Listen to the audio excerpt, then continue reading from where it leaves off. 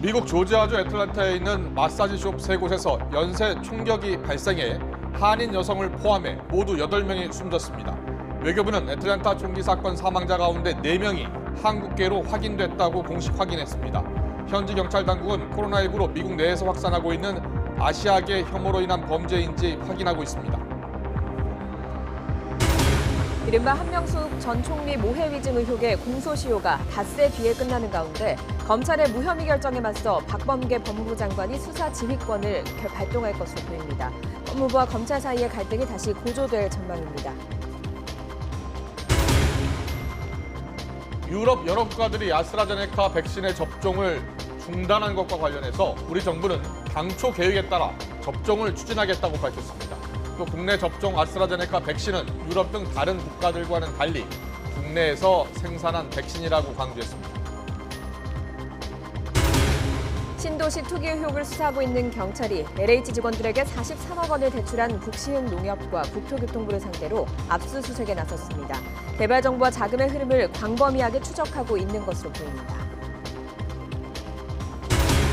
여론조사 문구를 둘러싼 갈등이 계속되면서 오는 19일 후보 등록 전에 마무리될 예정이었던 오세훈 후보와 안철수 후보 간 단일화 일정이 차질을 빚고 있습니다. 양측은 오늘 오후부터 다시 벼랑 끝 협상에 나섭니다.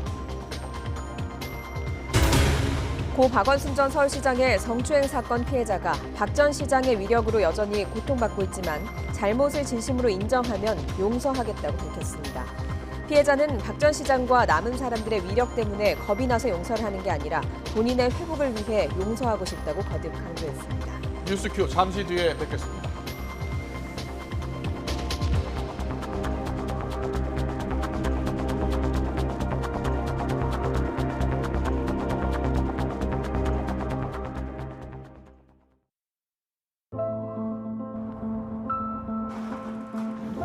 이것은 시간을 넘어 시대가 바뀌는 이야기.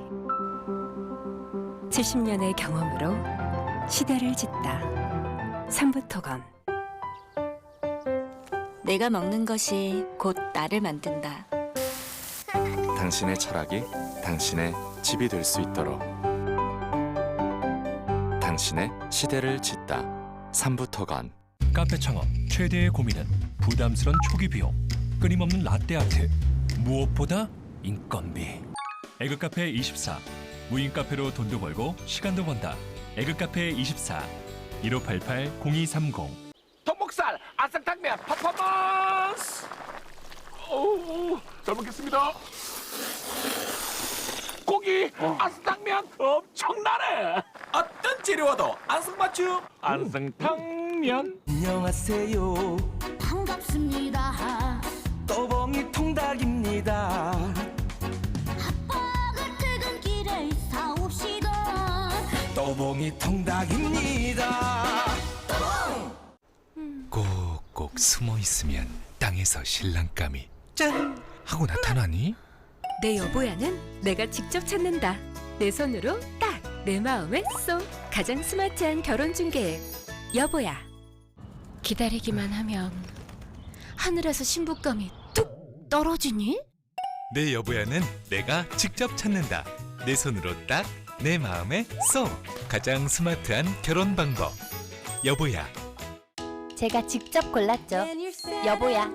결혼은 정말 꿈일 줄 알았는데 여보야. 좋은 인연 찾아 행복해요. 여보야, 소중한 결혼 여보야에서 찾으세요. 여보야. 모락모락 뜨끈한 국물에 푸짐하게 한술 말아서 한 입 먹으면 뜨끈하고 든든한 배달로 만나는 큰맘 할매 순댓국.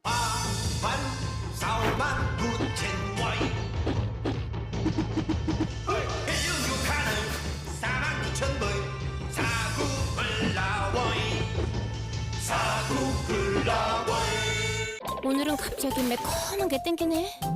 그럼요, 당연하죠, 되는 치킨. 청양 마요. 그럼요, 당연하죠, 되는 치킨. 핫블링. 일주일 내내 치킨은 내내 치킨. 신용을 지키지 않는 사람들로 빛을 잃어가는 우리의 사회. 고려 신용정보가 밝히겠습니다. 당신의 희망찬 미래를 위해 고려 신용정보.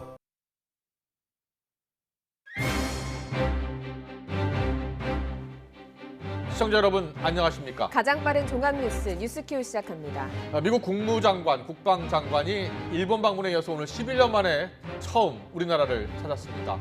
오늘 오후 각각 한미 외교, 한미 국방장관 회담을 갖고 내일은 2+2, 4명이 함께 만나는 회의를 개최할 예정입니다. 바이든 행정부 출범 이후 첫 한미 외교, 안보 수장의 대면 회담에서 양측은 북핵 문제와 한미일 협력 등 동맹 현안을 긴밀히 조율할 것으로 보입니다. 취재기자 연결합니다. 이승윤 기자. 네, 국방부에 나와 있습니다. 네, 블링컨 미 국무장관, 또 오스틴 미 국방장관 모두 한국에 도착했죠? 네, 그렇습니다. 먼저 로이드 오스틴 미 국방장관이 오늘 정오쯤 오산 공군기지에 도착해 이곳 국방부에서 열린 의장대 환영 행사에 참석했습니다. 잠시 뒤인 오후 4시 20분부터는 이 서욱 국방장관과 한미 국방장관 회담을 갖습니다.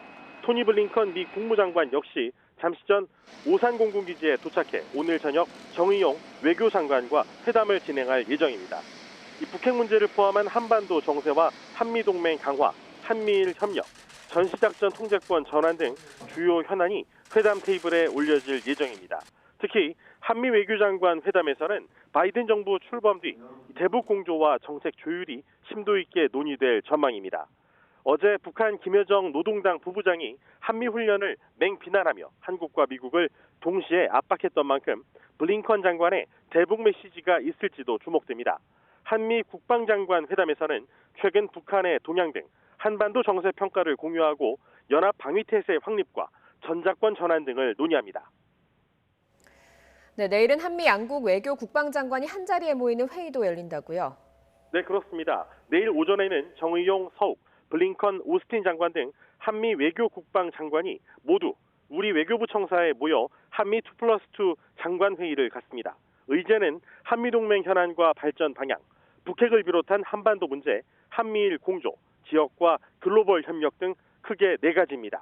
특히 이 바이든 행정부가 지난달 중순 이후 북한과 접촉을 시도했지만 아무런 답을 받지 못한 상태에서 대북 정책 검토를 마무리하고 있는 만큼 우리 측과 정보와 의견을 교환하는 과정에서 미국의 새로운 대북 정책이 윤곽을 드러낼지 관심이 집중되고 있습니다. 또 두 장관이 일본 방문을 마친 만큼 한일 관계 개선과 한미일 공조 강화를 주문할 것으로 보입니다. 특히 지난 12일 열린 미국, 일본, 인도, 호주 4개국의 협의체인 쿼드 정상회의 결과에 대한 미국 측의 설명과 쿼드 플러스 합류 권고가 이루어질 가능성도 있습니다. 2+2 회의에서 양국 장관들은 한미동맹의 발전 방향과 한반도와 지역, 글로벌 문제를 모두 담은 공동성명을 채택하고 생중계로 기자회견도 진행합니다. 회견에 앞서 정은보 한미방위비 분담금 협상 대사와 로버트 랩슨 주한 미국 대사 대리가 지난 7일 최종 타결된 방위비 분담 특별협정 가서명식도 할 예정입니다. 지금까지 국방부에서 YTN 이승윤입니다. 미국 국무국방장관은 내일 청와대를 찾아서 문재인 대통령도 만납니다. 문 대통령이 바이든 미 행정부의 장관급 인사를 만나는 것도 이번이 처음인데요. 이 자리에서 어떤 대화가 오갈지 주목됩니다. 홍선기 기자입니다. 토니 블링컨 미 국무장관과 로이드 오스틴 국방장관은 방한 둘째 날 2+2 회담을 마치고 문재인 대통령을 예방합니다. 문재인 대통령이 바이든 미 행정부 출범 이후 만나는 첫 장관급 인사들입니다. 문 대통령은 이 자리에서 지난 트럼프 행정부에서 이뤘던 북미 관계 진전, 즉 싱가포르 선언 계승 필요성을 강조할 것으로 보입니다. 조속한 대북 전략 수립 필요성은 이미 지난달 정상 간 통화에서 공감대가 이루어진 상황입니다. 양 정상은 가급적 조속히 포괄적인 대북 전략을 함께 마련해 나갈 필요가 있다는 점에 인식을 같이 했습니다.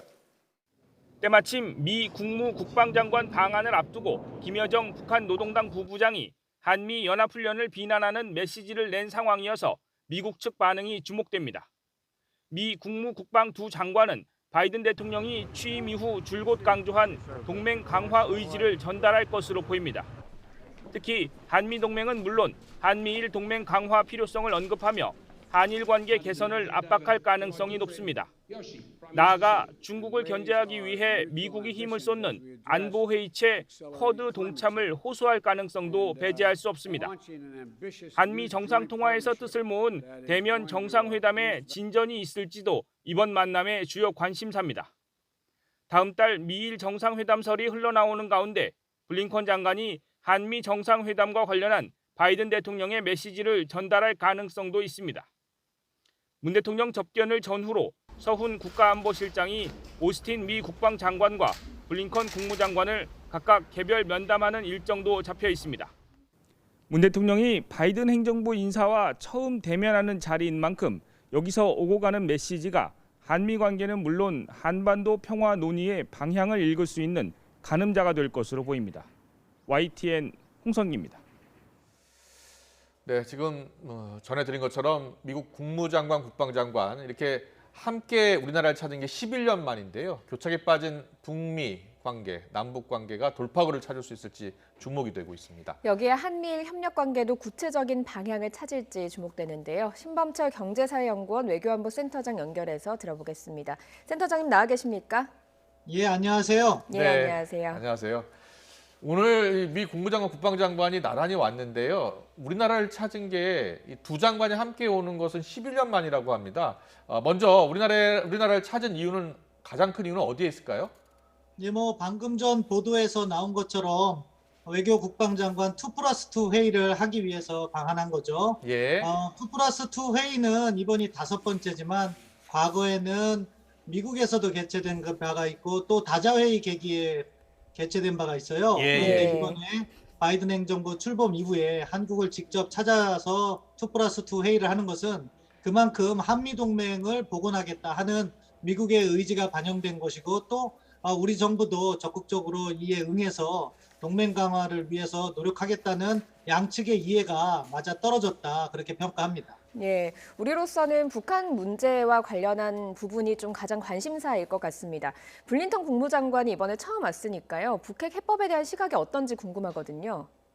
예, 블린컨 국무장관이 아직 구체적으로는 이야기하지 않았어요. 원론적인 차원에서만 이야기했는데 어제 일본에서 있었던 일본과의 2+2 회담에서 북핵 문제를 언급했는데 역시 원칙적인 이야기만 했더라고요. 완전한 비핵화를 하고 제재를 이행해 나가겠다. 그런데 한국이 와서는 거기에 대화 문제도 약간 추가하지 않을까 싶어요. 우리 정부의 입장도 있고 하니까. 그런 부분에서 우리 측 의견을 들으면서 지금 거의 완결 단계라고 보이는데 미국의 대북 정책 검토가 4월 중에는 발표되지 않을까 싶습니다. 그렇군요. 4월 중 대북 정책 기조가 발표될 것 같다라고 이야기를 해주셨는데 자, 오스틴 국방장관도 우리나라를 찾았습니다. 한미 연합훈련에 대해서는 오스틴 장관은 어떤 생각을 갖고 있습니까? 오스틴 장관은 군 출신이고 또 미국은 특히 훈련을 상당히 중요시 여겨요. 실전에 또 참여하고 있는 만큼 훈련 여부에 따라서 군인들의 생명이 좌우되기도 하니까 미국은 항상 이 훈련을 강조해 왔습니다. 측면에서 이번에 미국 국방부도 훈련 중요성 계속 강조하고 있고요. 그런 부분에 있어서는 연합군사훈련 중요하다는 메시지가 계속 나올 것 같습니다. 어제 김여정 부부장의 담화가 있었습니다. 한미 연합훈련을 비판한 거긴 하지만 미국을 향해서 앞으로 4년간 잠 설칠 일거리 만들지 않는 것이 좋을 것이다라고 비판을 했거든요. 근데 국무부가 반응이 없었습니다. 이번에 반응이 나올지 그리고 반응이 없는 이유가 뭔지 궁금합니다. 국무부에서는 일일이 반응을 하면 북한에게 끌려간다는 생각을 하는 것 같아요. 때문에 반응을 내놓지 않았고 또 김여정 부부장의 담화 내용도 좀 도가 지나친 부분이 있어요. 50명 훈련도 하지 말아라 그런 부분이니까 미국은 이에 반응을 보이지 않았다고 보고요. 그렇지만 앞으로 미국과 북한 간의 대화 가능성은 여전히 물밑 접촉 가능성은 열려 있으니까 그런 부분에서 조율이 되면 되겠죠. 바이든 정부가 계속해서 물밑 접촉을 하고 있으니까 추후 진행 과정을 좀 봐야 된다고 얘기해 주셨고 오늘 보니까요. 미 북부사령관이 청문회에 참석을 했어요. 그래서 북한에 대해서 이렇게 얘기했습니다. 2018년 이후에 그동안 핵과 ICBM 실험을 일시적으로 유예했는데 더 이상은 아닐 수 있다. 그러니까 시험을 재개할 가능성이 있다라고 이야기했거든요. 어떻게 보십니까? 아마 위성 사진 등을 통해서 북한의 움직임이 있다는 것을 파악했을 수도 있고요. 38 놀스와 같이 민간 위성을 통해서 분석한 것도 이상 움직임이 있다는 보도도 나오고 있거든요. 그런 측면에서 이상 움직임이 있을 수도 있고 또는 어제 김여정 담화에서 나온 것처럼 도발을 시사하기도 했거든요. 그런 차원에서 미국은 북한의 전략 도발 가능성에 대해서 계속 주시하고 있다고 보고요. 뭐 그런 부분에 있어서는 우리가 대비 태세를 충분히 하고 또 다른 한편으로는 대화의 문을 열어둘 필요가 있다. 그것이 뭐 대북 정책의 기본이 돼야겠죠. 알겠습니다. 예. 뭐 지금 앞서서 미국은 훈련을 중요하게 생각하기 때문에 한미 연합 훈련은 좀 강조를 할 것이다라고 이야기를 해주셨는데 올해 한미 연합 훈련 축소되지 않았습니까? 그러다 앞으로 좀 강화되겠습니까? 아니면 축소 기조가 계속 유지되겠습니까? 사실 연합군사훈련 축소는 두 가지 요인이 작용하고 있잖아요. 하나는 코로나19, 다른 하나는 대북 정책. 그런데 지금 코로나19가 여름에 있는 여름 연합훈련까지 가라앉을까? 그 부분이 하나의 변수가 되겠죠. 일단 코로나19가 이렇게 아직도 이렇게 여전히 지속된다고 하면은 사실은 군사적 필요성이 있다고 하더라도 훈련을 하기가 어려운 부분이 있습니다.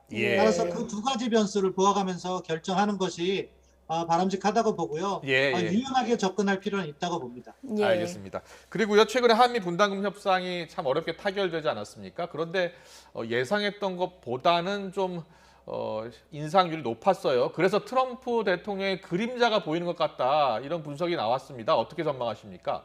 뭐 미국 입장에선 트럼프 대통령의 혜택을 봤다고 봐야겠죠. 그때 기준치를 높여놨으니까. 우리의 입장에서도 뭐 올해 13.9% 인상된 건 불가피한 측면이 저도 있다고 봐요. 하지만 연간 인상률을 과거에는 물가 인상률로 했는데 그것을 국방비 인상률로 해서 뭐 4, 5% 이상 이렇게 매년 증가되지 않을까 하는 부분은 협상에 있어서 조금 아쉬운 측면이 있습니다. 따라서 이런 거는 국회에서 조금 따질 건 따지고 그렇다고 해서 이것을 또 뒤집을 건 아니니까 다음 협상의 기초자료로서 충분히 활용할 수 있도록 나름대로 준비를 철저히 해야 된다, 그렇게 생각합니다. 뭐 일각에서는 남북 정상이 화상회담을 할 가능성도 있다, 이런 보도가 나오고 있거든요. 어떻게 예측을 하고 계십니까? 뭐 가능성은 항상 열려 있다고 봅니다. 북한도 사실 입장 전환을 시도한다면 한국하고 먼저 하는 것이 가장 유리할 거거든요. 그렇지만 뭐 어제 나온 김여정의 담화라든가 그런 내용을 보면 당장 북한이 입장 전환을 하기는 조금 어려운 측면이 있다. 그렇다면 우리도 이것을 너무 쫓길 것이 아니라 시간을 두면서 북한의 입장 변화, 그리고 그것을 북한에게도 이야기를 하고 한편으로는 미국과 특히 중국과 공조를 강화하면서 문제를 풀어간다. 조금 여유 있는 접근을 하는 것이 바람직하다고 봅니다. 알겠습니다. 오늘 말씀 잘 들었습니다. 신범철 경제사회연구원 외교안보센터장이었습니다. 고맙습니다. 고맙습니다. 예, 감사합니다.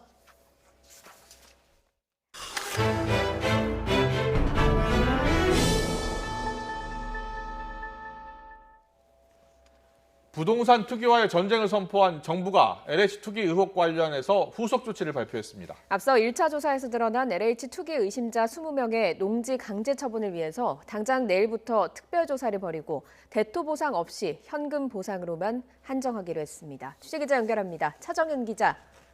네, 정치부입니다. 네, 지난 주말 정세균 총리가 투기 의심자에 대한 토지 강제 처분 방침 밝혔었는데요. 이에 대해서 후속 조치가 나왔네요. 네, 그렇습니다. 정부 합동조사단은 투기 의심자 LH 직원 20명의 신속한 농지 강제 처분을 위해서 농식품부 주관으로 별도의 합동조사단을 구성했다고 밝혔습니다. 조사단은 각 지자체, 농어촌 공사 등 관계기관과 함께 꾸려졌는데요. 당장 내일부터 해당 토지에 대한 특별조사를 벌인다는 계획입니다. 오늘 브리핑에 나선 최창원 조사단장은 이번 조사 결과 나타난 농지법상 위반 행위 등은 특별수사본부에 제공하고 관할 지자체에도 전달해서 농지 강제 처분 절차에 속도를 내겠다고 밝혔습니다. 아울러 정부는 부당이득을 차단하기 위한 대책도 내놨습니다. 투기 의심자에 대해서는 무관용의 원칙을 적용해서 어떠한 차익도 얻을 수 없도록 하겠다는 겁니다.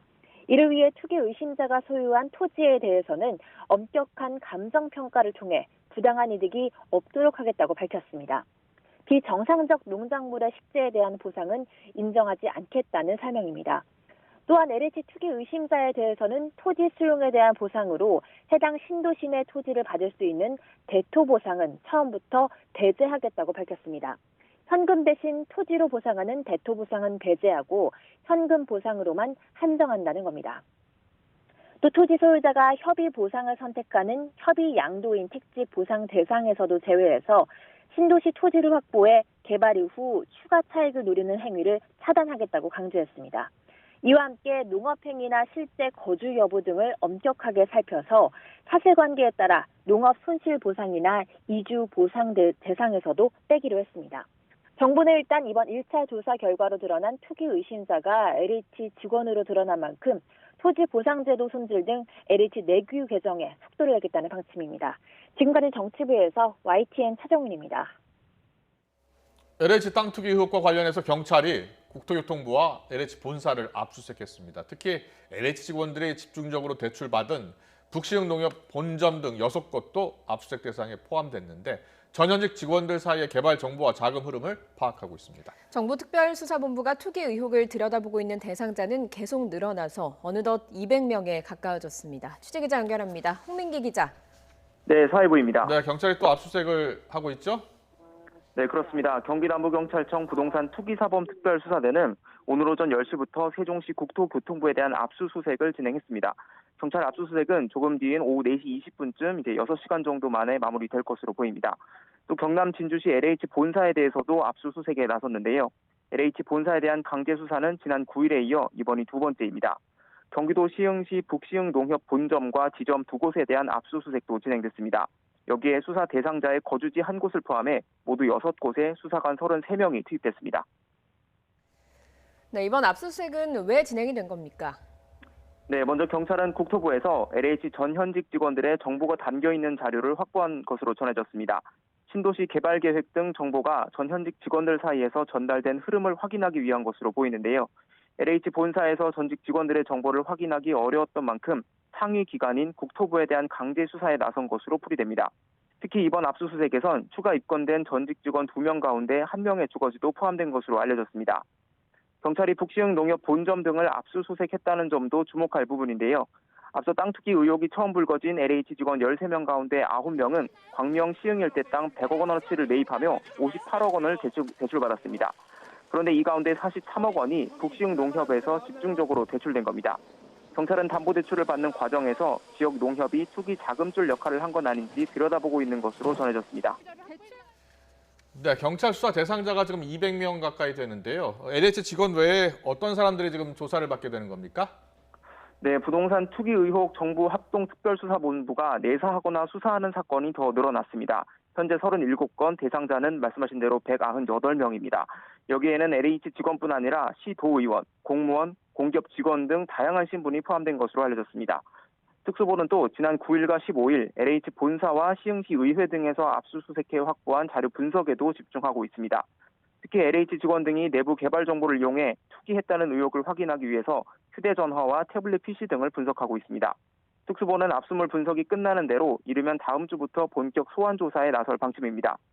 이런 가운데 지난 15일부터 운영을 시작한 경찰 신고센터엔 이틀 동안 200건 가까운 신고가 접수됐습니다. 이 가운데 일부 신고는 구체적인 내용이 포함돼 있어 수사로 전환될 가능성이 큰 것으로 전해졌습니다. 지금까지 사회부에서 전해드렸습니다. 법무부가 한명숙 전 총리 모해 위증교사 의혹 수사와 관련해서 긴급 브리핑을 예고했습니다. 수사 지휘권을 발동할 것이란 관측이 나오는 가운데 검찰과 법무부와의 관계에 또 한 번 팽팽한 긴장감이 흐르고 있습니다. 김광삼 변호사와 함께 자세히 짚어보겠습니다. 어서 오십시오. 어서 오세요. 네, 안녕하세요. 안녕하세요. 네. 잠시 뒤가 될 것 같습니다. 박범계 장관이 이제 취임 후 처음 수사지휘권을 발동할 것으로 보입니다. 한명숙 사건의 위증 교사 사건이죠. 네. 이 사건에 대해서 수사지휘권을 발동한다는 건데 좀 구체적으로 어떤 내용입니까? 근데 이제 사실은 굉장히 좀 복잡해요. 복잡한 사건이죠. 이제 한명수 전 총리가 사실 굉장히 친노무현 그리고 그 당시 이제 대권 잠룡 주자였거든요. 그래서 굉장히 어떻게 보면 현 민주당 측의 대표적인 그런 인물이라고 볼 수 있는 거죠. 그런데 그 당시에 보수 정부에서 한명수 전 총리에 대해서 없는 사실을 만들어내서 이제 기소했다. 그 내용은 이제 두 가지를 주장하고 있어요. 하나가 대한통운 관련 뇌물 사건. 그것은 무죄가 선고됐습니다. 지금 문제가 되는 것은 한신건영과 관련된 사건에서 3억씩 해서 9억을 뇌물로 받았다는 사건이었어요. 그래서 1심에서 무죄가 되고요.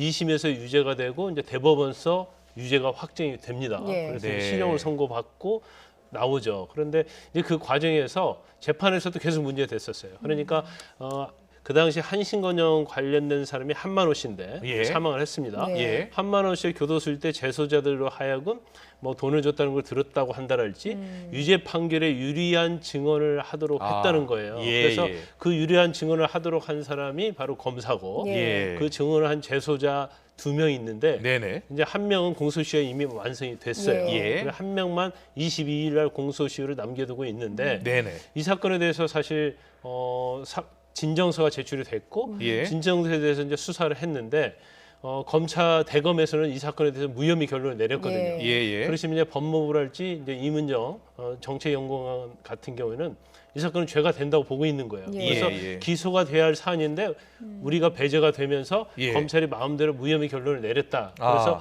이 사건에서 수사지휘권을 발동해서 예. 이제 수사지휘권을 발동한다는 것은 이미 무혐의가 된 사건이기 때문에 네. 기소를 전제로 한 수사지휘권 발동이 되겠죠. 예. 그래서 이제 기소 오늘 지휘권이 발동되면 예.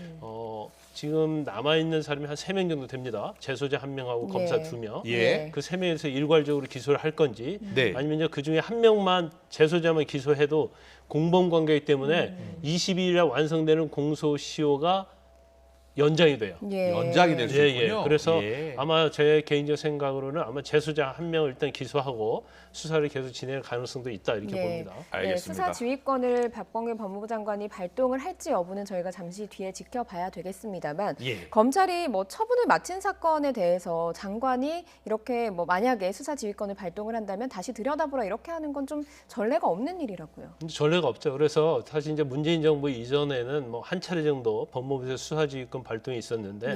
네네. 지금 7차례 된단 말이에요. 특히 예, 예. 추미애 장관 때 굉장히 수사지휘권을 예. 많이 예. 행사를 했었고 예. 네. 근데 박범계 장관 같은 경우에는 만약에 수사지휘권을 행사를 하면 네. 첫 번째는 맞아요. 근데 이 사건 자체가 일반적으로 수사지휘권은 현재 수사하고 있는 사건에 사안에 대해서 예. 수사지휘를 해야 하는데 네. 이미 이 사건은 무혐의로 대검에서 끝난 사건이단 말이에요. 네. 그리고 이 지금 유증교사랄지 유증 내용 자체가 네. 지금 처음 나온 게 아니고요. 예. 한명수 전 총리가 재판을 받을 때 그때 유증을 했냐, 유증 교사를 했냐 예. 그 부분에서 굉장히 논란이 있었고 예. 이제 대법원에서 전국적으로는 그 부분에서 논란이 잠재워지면서 유죄 판결을 받았기 예. 때문에 예. 이제 대법원 판결이 확정된 사건이고 네. 이미 검찰에서 무혐의한 사건에 대해서 다시 수사지휘권을 하는 게 맞느냐 예. 여기에 대해서는 논란의 여지가 있을 수 있다고 예. 봅니다. 그렇군요. 일단 박 장관은 이제 무혐의 결정 과정을 좀 더 들여다보겠다. 그리고 절차상 문제가 있는지 보겠다라는 겁니다. 그래서 잠시 현장 잠깐 보겠습니다. 네, 잠시 뒤 브리핑이 시작될 예정인데요. 한명숙 전 총리 사건과 네, 잠시 들어보겠습니다. 법무부 장관의 사건 지휘와 감찰 지시에 대해서 브리핑을 해드리겠습니다. 발표는 이종석 검찰국장님과 유혁 감찰관님이 해주시겠습니다.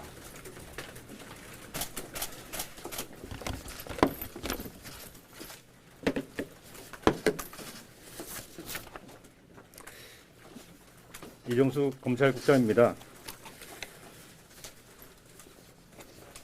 대검은 전현직 검사 등 16명에 대한 모해 위증 교사 의혹 민원 사건에 대해서 3월 5일 혐의 없음 취지로 종결한 바 있습니다.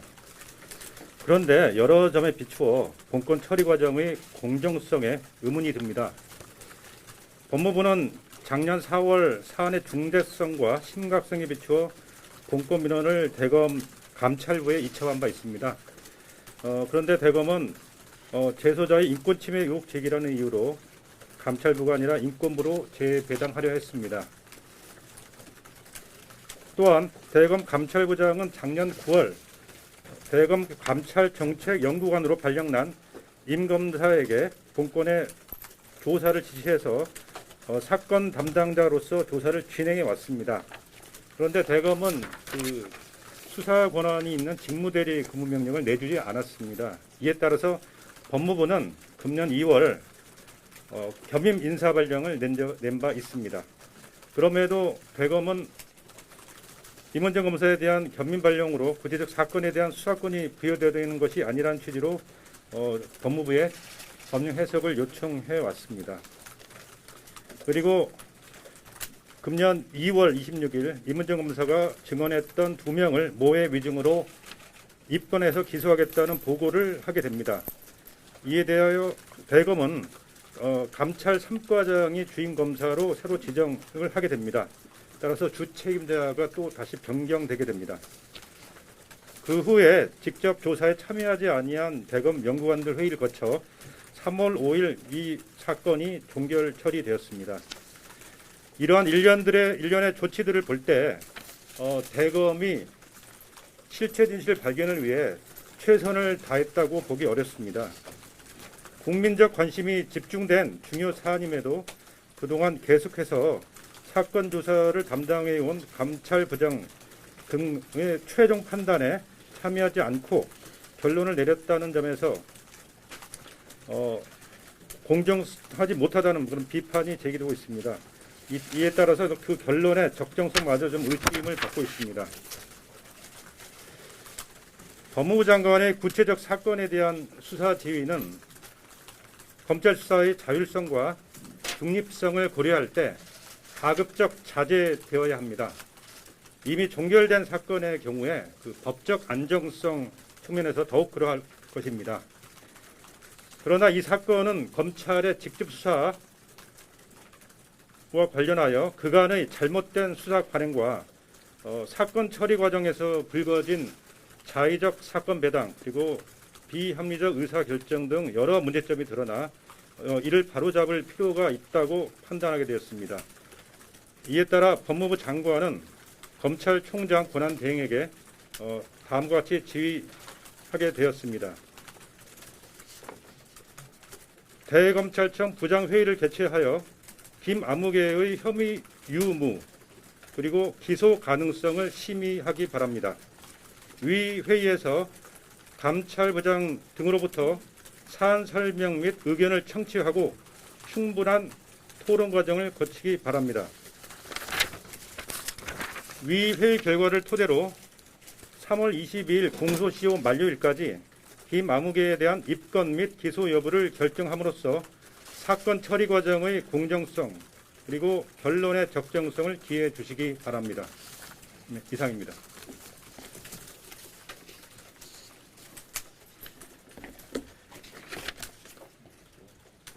네, 잠깐만요. 들어오네. 입니다. 수사 지휘권 발동에 이어서 한명숙 전 총리 사건 관련 위법 부당한 수사 관행에 대한 합동 감찰 지시에 대해서 간략히 설명드리겠습니다. 법무부 감찰관실은 한명숙 전 총리 사건에 대한 민원 기록을 면밀히 검토하는 과정에서 일부 언론과 민원인들이 문제 제기하고 있는 바와 같이 사건 관계인에 대한 인권 침해적인 수사 방식, 수용자에게 각종 편의를 제공하면서 정보원 또는 제보자로 활용한 정황, 그리고 불투명한 사건 관계인 소환 조사가 이루어진 정황을 일부 확인했습니다. 이러한 사건 관계인에 대한 불필요한 반복 소환이나 수사의 공정성에 시비를 야기할 수 있는 사건 관계인 가족과의 부적절한 접촉 등은 문제의 소지가 있어 보입니다. 또한 수용자에게 외부 음식이라든가 사적 만남, 전화 등 각종 편의를 제공하면서 정보원 내지 제보자로 활용하는 그릇된 정보 수집 방식 또한 좀 여러 가지 문제점이 있다고 판단되었습니다. 한편 이와 더불어서 출입 등록을 하지 않거나 다른 부서를 통해서 사건 관계인을 소환하고 그 조사 결과를 남기지 않는 불투명한 사건 관계인 소환 조사 방식에 대해서도 여러 가지로 문제점이 제기되었습니다.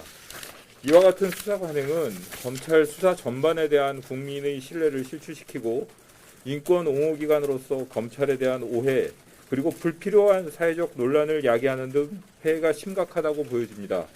이 사건의 경우에도 공소시효가 임박한 10년 동안이나 계속 사건 수사 착수 경위부터 시작해서 최종 결론에 이를 때까지 수차례에 걸쳐서 사회적인 여러 가지 불필요한 사회적 논란이 제기되었던 사건입니다. 이에 법무부 감찰관실의 법무부 장관은 감찰관실과 대검 감찰부가 합동해서 이 사건에서 드러난 위법 부당한 수사 절차 및 관행에 대해서 철저히 점검을 실시하고 그 결과 및 개선 방안을 신속히 보고할 것을 지시하였습니다. 이번 합동감찰을 통해서 드러난 결과를 종합해서 개선안을 마련하고 이번 감찰이 검찰 수사 관행을 획기적으로 개선하는 긍정적 계기가 될 수 있도록 최선을 다해서 노력하겠습니다. 네, 감사합니다. 네, 지금 법무부 긴급 브리핑 내용 들으셨습니다. 들으신 대로 법무부 박범계 법무부 장관이 수사지휘권을 발동했죠. 예. 모해 위증 교사 의혹 사건과 관련해서 이렇게 얘기했습니다. 대검 부장들이 다시 한번 회의를 해서 기소 가능성, 그러니까 증인으로 나왔던 김아무개 씨에 대한 기소 가능성을 공소시효 만료인 다음 주 월요일까지 충분히 검토를 해서 네. 논의를 해라. 이런 수사지휘권 발동 관련해서 브리핑이 있었습니다. 예, 대검이 지난 5일에 무혐의 처분을 했지만 처리 과정에 공정성에 의문이 들어서 이런 수사 지휘권을 발동하게 됐다라고 이야기를 했습니다. 바로 기소를 지시한 건 아니고요. 대검찰청 부장회의를 개최해서 기소 가능성을 심의하라고 지금 방금 전 수사 지휘권을 발동했다는 소식입니다. 네, 계속해서 김광선 변호사와 이야기 좀 더 나누겠습니다. 자, 브리핑 내용 들으셨죠? 네네네. 네, 다시 한번 그 과정을 좀 들여다봐라 이런 이야기죠. 그렇죠. 그러니까 예. 수사지휘권 행사하는데 기소하라 이렇게 지휘할 수는 없는 거죠. 예. 이미 그렇죠. 일단 예. 무혐의로 종결된 사안이기 때문에 예. 종결된 사안에 대해서 법무부 장관이 그렇게 하는 것은 이제 직권남용이 될 수가 있어요. 예. 그래서 이제 한 번 더 살펴봐라. 근데 살펴보라는 건 전제 자체가 네네. 여러 가지를 깔고 있죠. 그래서 예. 첫 번째는 이제 대검의 부장. 대검 부장들은 원래는 총장의 참모라고 할 수 있어요. 예. 예. 윤석열 전 총장이 이제 사임을 했기 때문에 네네. 지금 조남관 대검 차장이 예. 권한대행을 하고 있어요. 대행을 하고 그래서 있죠. 아마 대검 부장들을 소집을 해서 예. 이 건에 대해서 이제 심의를 하라는 거죠. 네네. 근데 하는데 지금 대검의 감찰 담당관인 한동수 네.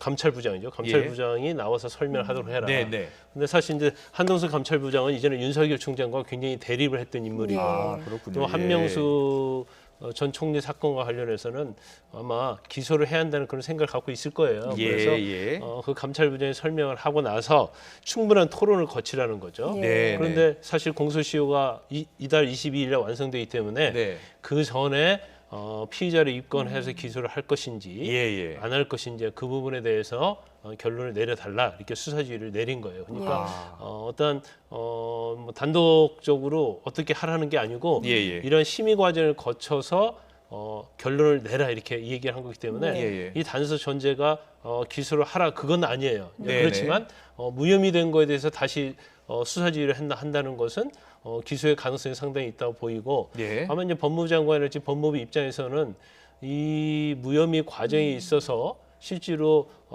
수사에 관여했던 예. 이문정 정책 담당관이랄지 예. 또 한당수 감찰부장 이런 사람의 의견이 전혀 반영이 안 됐기 때문에 예. 이건 과정에서 문제가 있는 거 아니냐. 그런데 사실 이문정 정책 담당관은 기소를 해야 한다는 의견을 갖고 있거든요. 예. 그렇기 때문에 네. 이제 과연 대검 부장 회의에서 예. 어떤 결론이 날지 그것은 뭐 아무튼 추후에 지켜볼 수밖에 없습니다. 예, 공소시효 만료가 닷새 남지 않았습니까? 그동안 이런 그 부장회의를 개최해서 뭐 기소를 할지 여부를 뭐 결정하고 이런 것들이 좀 빠르게 진행이 될 수 있겠습니까? 아니 뭐 검찰이야 뭐 워낙 일사불란하기 때문에요. 예. 뭐 대검 부장들은 다 대검에서 다 대기를 하고 있기 때문에 근무를 하고 있기 때문에 대검 부장 소집하고요. 네. 그다음에 내용에 대해서는 이제 감찰부장이 와서 설명하면 되는데 저는 개인적으로 볼 때는 그냥 설명 갖고는 되지 않을 것 같아요. 근데 페이지가 이 조사 기록이 한 6,000페이지 된다고 하거든요. 그럼 적어도 그 회의에 참석하는 사람들, 부장들은 반드시 기록을 좀 읽어보고 와야 할 필요성이 있다. 그렇군요. 예. 그래야지 이 사안 자체가 굉장히 복잡한 사안이거든요. 그렇군요. 그래서 그 부분에 대해서는 이제 심의 있는 토론이 이루어져야 한다 이렇게 봅니다. 예. 지금 박범계 장관의 수사지휘권 내용을 보면 잘못된 수사 관행이 있는지 다시 한번 들여다보고 그리고 이 사건 처리 배당 과정도 좀 문제가 있는지 들여다봐라 이렇게 이야기를 했는데 실제로 문제가 있다고 판단이 됐고 부장회에서 결론이 나면요. 어떻게 되는 겁니까? 그렇게 되면 기소를 하겠죠. 예, 그런데 지금 예. 기소를 아마 전제로 하는 사람이 아까 말씀드린 것처럼 재소자 2명이 있어요. 예. 그러니까 유증 자체를 했다고 진정의 대상이 된 2명이 있는데 그 중에 한 명은 이미 공소시효 완성이 됐고요. 예. 한 명이 22일 날 공소시효가 만료거든요. 그러면 만에 그 대검회장 부장 회의에서 이것은 죄가 인정이 된다는 결론을 내리면 그 재소자에 대해서 그러니까 증언을 한 재소자를 모해 유증죄로 기소를 할 거예요. 기소를 하게 되면 사실 이제 재판을 받게 되고 아까 말씀드렸처럼 이와 관련된 다른 검사들, 이게 모해 유증을 교사했다고 주장이 되는 검사들도 같이 기소될 가능성이 크다. 그러면 이제 재판을 받아야 하는 거고, 만약 재판을 받았는데 알겠습니다. 확정 판결에서 유죄 판결이 난다. 그러면 한명수 전 총리의 판결에 대해서 재심을 청구할 수 있는 근거가 되죠. 그래서 뭐 현 여권에서는 이 부분을 굉장히 중요하게 생각하고 있는 겁니다. 그렇군요. 알겠습니다. 지금 앞서서 두 사람이 나와서 브리핑을 하면서 뒷부분에 나온 부분이 대검과 법무부 합동 감찰을 지시했다는 부분입니다. 그 한명숙 전 총리 관련해서 사건 관계에는 반복적으로 소환하고 가족들과 좀 부적극적으로 접촉을 했다 뭐 이런 이야기를 하면서 이제 감찰을 지시한 건데 이 부분에 대해서는 좀 어떻게 봐야 되겠습니까? 그 당시도 제가 볼 때는 약간 검찰이 이제 관행적으로 잘못된 좀 그러한 관행이 있었던 걸로 보여요. 그래서 지금 뭐 사실인지 여부는 확인을 해봐야겠지만 한신건영 한만원, 그러니까 뇌물을 줬다는 사람의 비망록에 보면 본인을 한 70여 차례 불렀다는 거예요. 그런데 실질적으로 조사는 5번밖에 하지 않았다는 거예요. 그러면 나머지 65회에서는 어떤 일을 한 거냐, 이제 그런 문제들. 그다음에 한만호 씨와 같이 있던 재소자가 나와서 증언을 했잖아요. 그러면 재소자 증언을 어떻게 유도를 한 거냐. 그러면 계속적으로 불러서 증언을 하도록 유도를 하고 사건 관계인들도 만나서 그 내용을 청취하고 이것은 이제 수사 과정에서 어떻게 보면 적법하지 못한 측면이 있을 수 있거든요. 그래서 아마 그런 부분까지 전체적으로 감찰부에서 감찰을 해라 이제 지시를 한 걸로 보입니다. 알겠습니다. 이 사건 대검 부장 회의에서 심도롭게 논의가 이루어질 것 같고요. 거기서 결론이 날 것 같습니다. 계속해서 김진욱 공수처장 관련 이야기 좀 나누겠습니다. 김진욱 처장이요, 어제 국회에 나왔는데 이성윤 지검장을 대면한 사실이 지금 알려지면서 논란이 일고 있습니다. 이 사안을 저 어떻게 봐야 되겠습니까? 물론 이제 공수처가 아직 이렇게 그 수사관도 모집하고 어떻게 보면 좀 어떻게 시스템을 완비하는 과정이 있어요. 과정이 있고 아마 이제 공수처 자체도 본인이 어떤 공수처의 관행이랄지 어떤 규칙이랄지 이런 것이 제정이 안 돼 있기 때문에 약간 어떻게 보면 우왕좌왕하는 그런 모습을 보일 수 있다고 봅니다. 그런데 이 사건이 공수처에서 직접 수사를 하기로 결정을 하고 수사를 하면서 불렀다고 하면 문제가 없는데 이걸 검찰이 제의했잖아요. 그러니까 어떤 수사기관이 구성도 안 돼 있고 검사도 없기 때문에 우리가 수사할 수 없다고 해서 검찰로 내려보냈단 말이에요. 내려보냈다는 표현은 맞지 않습니다. 왜냐하면 거의 같은 기관이기 때문에 하민 기관이 아니에요. 검찰한테 이첩을 했단 말이에요. 그런데 이첩하기 전에 이성윤 지검장을 만나서 70분간 공수처장 얘기에 의하면 조사를 했다고 그럽니다. 그래서 진술거부권도 고지하고 뭐 서명날까지 다 받았다고 그래요. 근데 지금 언론 보도에 의하면 조서가 없다는 거거든요. 그러면 이게 조사를 한 거냐, 아니면 면담을 한 거냐 이런 문제가 있을 수 있는데 지금 아마 서면으로 남아 있는 것은 이제 수사 보고 형태의 것이 남아 있다. 이렇게 검찰에서는 얘기를 하고 있는 것 같습니다. 야당에서는 문제를 제기하는 부분은 이제 수사기관의 수장인데 사건의 지금 이제 피의자 아니냐 일단 면담한 것이 적절하냐 부적절한 것 아니냐 이렇게 문제를 제기하고 있는 거거든요. 그러니까 조사를 전제로 해서 불러서 조사를 하면서 얼굴을 봤다고 한다면 별 문제가 없겠죠. 그런데 만약에 지금 뭐 공수처 얘기대로 이성윤 지검장이 면담을 신청하고 면담을 했다 이것 자체는 문제가 있는 거예요. 왜냐하면 검찰총장이나 아니면 뭐 경찰청장이라 할지라도 사실 피의자가 면담 신청을 하면 그걸 다 받아줄 수는 없는 거잖아요. 왜냐하면 수사의 공정성에 문제가 있고. 근데 공수처는 또 검찰이나 경찰과 달라요. 훨씬 더 정치적 중립성과 공정성이 요구되는 거거든요.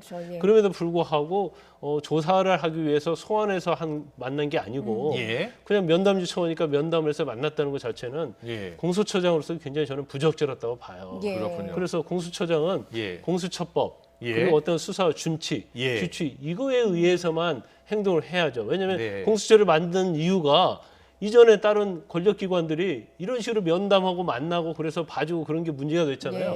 그럼 공수처는 훨씬 더 그런 기관에 비해서 엄격해야 하는데 그 부분을 좀 처장의 입장에서는 좀 안일하게 생각했을 가능성이 크다 이렇게 봅니다. 네, 알겠습니다. 오늘 말씀 여기까지 듣겠습니다. 지금까지 김광삼 변호사와 함께했습니다. 잘 듣습니다. 고맙습니다.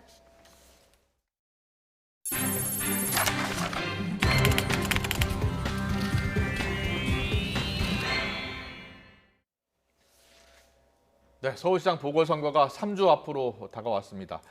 야권은 단일화 협상이 지금 막판까지 진통을 겪으면서 애초 계획했던 일정에도 차질이 생겼습니다. 오늘부터 여론조사를 시작하겠다는 계획은 이미 무산됐고 오는 19일 서울시장 후보 등록 마감까지 단일화를 마칠 수 있을지도 미지수입니다. 이런 가운데 민주당 박영선 서울시장 후보는 지지율 회복을 노리면서 서울시 차원의 보편적인 재난지원금 지급 제안을 검토했지만 일단 발표를 미뤘습니다. 국회 취재기자 연결합니다. 송재인 기자. 네, 국회입니다. 네, 오후부터 야권 단일화 실무 협상이 다시 시작이 됐습니다. 새로 들어온 속보 같은 게 있습니까? 네, 아직 결론이 나오진 않았지만 양측은 여전히 합의에 이르지 못한 것으로 알려졌습니다. 오후 3시부터 진행되고 있는 협상 장소 밖에서는 고성이 들린 적도 있었는데요. 국민의힘 오세훈 후보 측과 국민의당 안철수 후보 측은 애초 오늘부터 이틀 동안 여론조사를 진행해 모레 야권 단일 후보를 선출한다는 계획이었습니다. 하지만 지금까지 협상이 이어지면서 오늘 여론조사 개시는 사실상 물 건너갔는데요. 양측이 이렇게 대치하고 있는 건 무엇보다 단일 후보를 뽑는 여론조사 문항 때문입니다. 후보 적합도를 묻는데 방점이 찍혀야 한다는 오세훈 후보 측과 경쟁력을 따지는 게 핵심이 돼야 한다는 안철수 후보 측이 양보 없이 대치하고 있습니다. 안철수 후보 측이 대안으로 제안한 민주당 박영선 후보와의 가상 대결 문항을 두고는 감정 싸움까지 벌어졌는데요. 양측의 대립이 격화하고 있는 만큼 애초 계획했던 단일화 일정은 차질이 불가피한 상황입니다. 일각에서는 여론조사 진행 기간까지 고려하면 서울시장 후보 등록이 끝나는 오는 19일까지도 야권 단일 후보 선출이 어려울 것이라는 전망까지 나오고 있습니다. 네, 민주당 서울시장 선거 준비 상황도 알아보도록 하죠. 네, 박영선 후보는 애초 오늘 오전 기자회견에서 서울시 차원의 보편적 재난지원금 지급을 제안하는 방안을 검토하고 있었습니다. 네, 캠프 핵심 관계자는 아침까지 YTN과의 통화에서 국민이 바라는 사안을 후보가 직접 제안하는 차원이라고 설명했는데요. 하지만 실제 기자회견에서는 재난지원금 언급이 없었고 대신 박 후보의 짧은 입장만 나왔습니다. 잠시 들어보겠습니다. 보편적 재난지원금과 관련해서는 제가 지금 계속해서 통계 수치를 모니터링하고 있습니다. 네, 이후 또 다른 캠프 핵심 관계자는 YTN과의 통화에서 서울시 보편지원금 공약은 별도의 일정을 잡아 조만간 발표할 계획이라고 말했는데요. 오늘 발표가 미뤄진 걸 두고 일각에서는 박 후보가 여론의 역풍 가능성을 고려해 카드를 우선 보류한 게 아니냐는 분석이 나옵니다. LH발 민심 악화가 이어지는 상황에서 성급히 보편 지원을 꺼냈다가 지난해 총선 때처럼 매표용 현금 지원이라는 비판을 받을 수 있기 때문입니다. 이와 함께 보편 지원이 이재명 경기지사의 핵심 의제인 만큼 친문 등 당내 세력의 눈치가 보였던 게 아니냐는 시각도 나오는데요. 박영선 후보가 분위기 반전 카드를 고심하고 있는 가운데 오늘 저녁에는 열린민주당 김진애 후보와의 여권 단일화 결과도 발표될 예정입니다. 네, 민주당은 서울에서 지지율 열세에 지금 놓인 만큼 부산시장 선거에 힘을 쏟는 모습인데요. 자, 박형준 후보에 대한 공세를 강화하고 있죠? 네, 그렇습니다. 민주당 지도부는 오늘 부산을 찾아 국민의힘 박형준 부산시장 후보의 LCT 특혜 분양 의혹 등을 거론하며 총공세를 벌였습니다. 김태년 당대표 직무대행은 박 후보를 교묘한 사익 추구와 거짓말을 일삼는 MB 아바타라고 표현하며 시장 출마가 부산의 치욕이라고까지 비판 수위를 높였습니다. 특히 박 후보와 딸 부부가 20억 원이 넘는 LCT 아파트 2채를 구입하고 1년도 되지 않아 40여억 원의 시세 차익을 기대하는 상황이 됐다며 박 후보 본인과 직계좀비 속의 부동산 전수조사를 촉구했습니다. LCT 특혜 분양 의혹 자체를 지역 토착 카르텔의 결정판으로 규정하면서 LCT 특검 추진을 야당에 제안했는데요. 이에 대해 박형준 후보는 구입 과정에서 어떤 특혜나 비리도 없었다며 흑색 선전을 그만두라고 반박했습니다. 평생 살 생각으로 아내가 번 돈으로 10억 원의 융자를 끼고 정상적으로 구입했고 딸 역시 경제적으로 독립한 상태로 분양받았을 뿐만 아니라 법적으로도 엄연히 친부의 직계 가족으로 검증의 범위를 넘어선다고 맞섰습니다. 지금까지 국회에서 YTN 송재인입니다.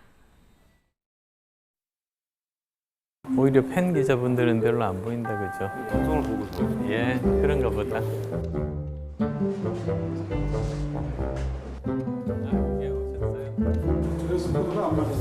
예, 이런 일이.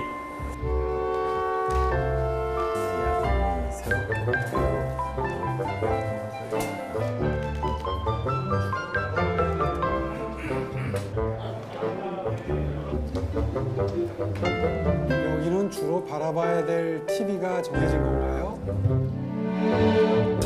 지금이라도 입당을 결심해 주신다면 안철수 후보께서 진영에서 주장하시는 여론조사 방식에 동의해드리겠다. 어떤 조직적인 문제나 돈 문제나 유세 문제 같은 것들이 없었습니다. 으로 빌려서 보정을 해주겠다. 그 뜻이니까. 긴급 제안을 좀 드리면 2분 51초 남으셨고 저는 이제 7분 이상 남아서요. 질문을 드리면 빠른 답변 좀 부탁드리고 싶습니다. 자, 이렇게 한번 하는 건 어떨까요? 지금 남은 시간은 제가 질문을 드리고요. 제 시간 좀 드릴까요? 뭐 그렇게 해주시면 고맙고요. 이거를 서로 협의할 때 패널은 안 쓰기로 한 걸로 제가 들었습니다만 제가 봐드리겠습니다. 아니요, 저 한 번만 더 쓰겠습니다. 이게 김진애 후보 최근 여론조사에서 야당 측에 비해 지지율이 낮게. 네. 선거는 원래 한 번씩 이렇게 출렁출렁 부침이 있습니다. 근데 이런 어떤 위기를 어떻게 기회로 다시 만드느냐, 이것이 더 중요하다. 네. 그 점에 대해서 제가 한마디 하자면 이번에 LH 사건에 대한 상당한 반감이 있기 때문에 이런 반감을 일으키면 저희가 잠재우면서 할 수 있는 거는 오직 저로서의 단일화라고 저는 생각을 합니다.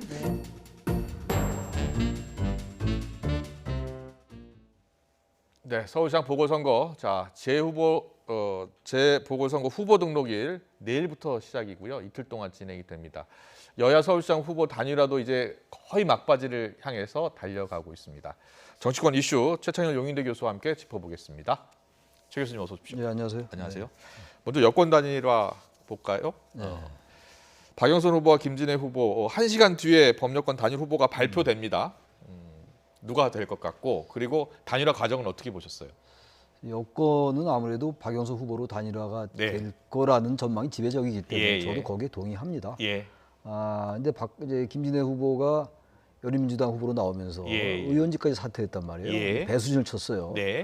근데 열린민주당도 이제 나름 지지층을 가지고 있거든요. 이번 선거 이제 초반에 굉장히 박영선 후보가 좀 우세하다가 박빙으로 하다가 지금 또 뭐 상황이 또 굉장히 유동적이잖아요. 그런 상황이기 때문에 김진애 후보와의 단일화가 처음엔 사실 큰 주목을 못 받았는데 나름 뭐 그런 대로 관심을 끄는 데는 성공하지 않았냐 이렇게 일단 봅니다. 알겠습니다. 계속해서 야권 단일화 과정 볼게요. 오늘부터 사실은 여론조사를 시작했어야 하는데 아직도 합의를 못 봤습니다. 먼저 양측의 입장 좀 내용 듣고 오겠습니다. 그분들이 또 새로운 방안을 들고 나오셨어요. 그래서 양 후보를 대입해서 누가 유리하냐, 불리하냐 뭐 이런 식으로 묻는 지금까지 단일화 방식 중에 한 번도 정치 역사상 쓴 적 없는 걸 또 들고 나와서 관철하겠다고 그러고 있습니다. 이길 수 있는 후보를 뽑겠다고 하면 지지층이 달라도 그건 승복할 수밖에 없는 거거든요. 그렇기 때문에 가상 대결이 경쟁력을 측정하는 데서 가장 심플하고 가장 효과적인 방법이다. 이거를 부정할 수는 없어요. 그렇기 때문에 많은 언론사들이 여론조사를 하는 과정에서 가상 대결을 물어보잖아요. 아마 오늘 오세훈 후보께서 이게 무슨 새로운 거를 들고 나왔다고 그랬는데 모든 언론사들이 가상 대결을 다 조사를 하고 있잖아요. 그게 새로운 것이라고 말씀하시는 부분은 사실관계를 전혀 모르고 하시는 말씀이다. 여론조사 방식을 놓고서 양측이 합의를 보지 못하고 있는 겁니다. 물론 예상은 했습니다만 상당히 길어지는 것 같아요. 먼저 오세훈 후보 측이 이렇게 얘기했습니다. 오세훈 후보가 또 직접 얘기했죠. 단일화 방식 중에 한 번도 쓴 적이 없다. 이런 방식 처음이다. 어떤 방식이죠?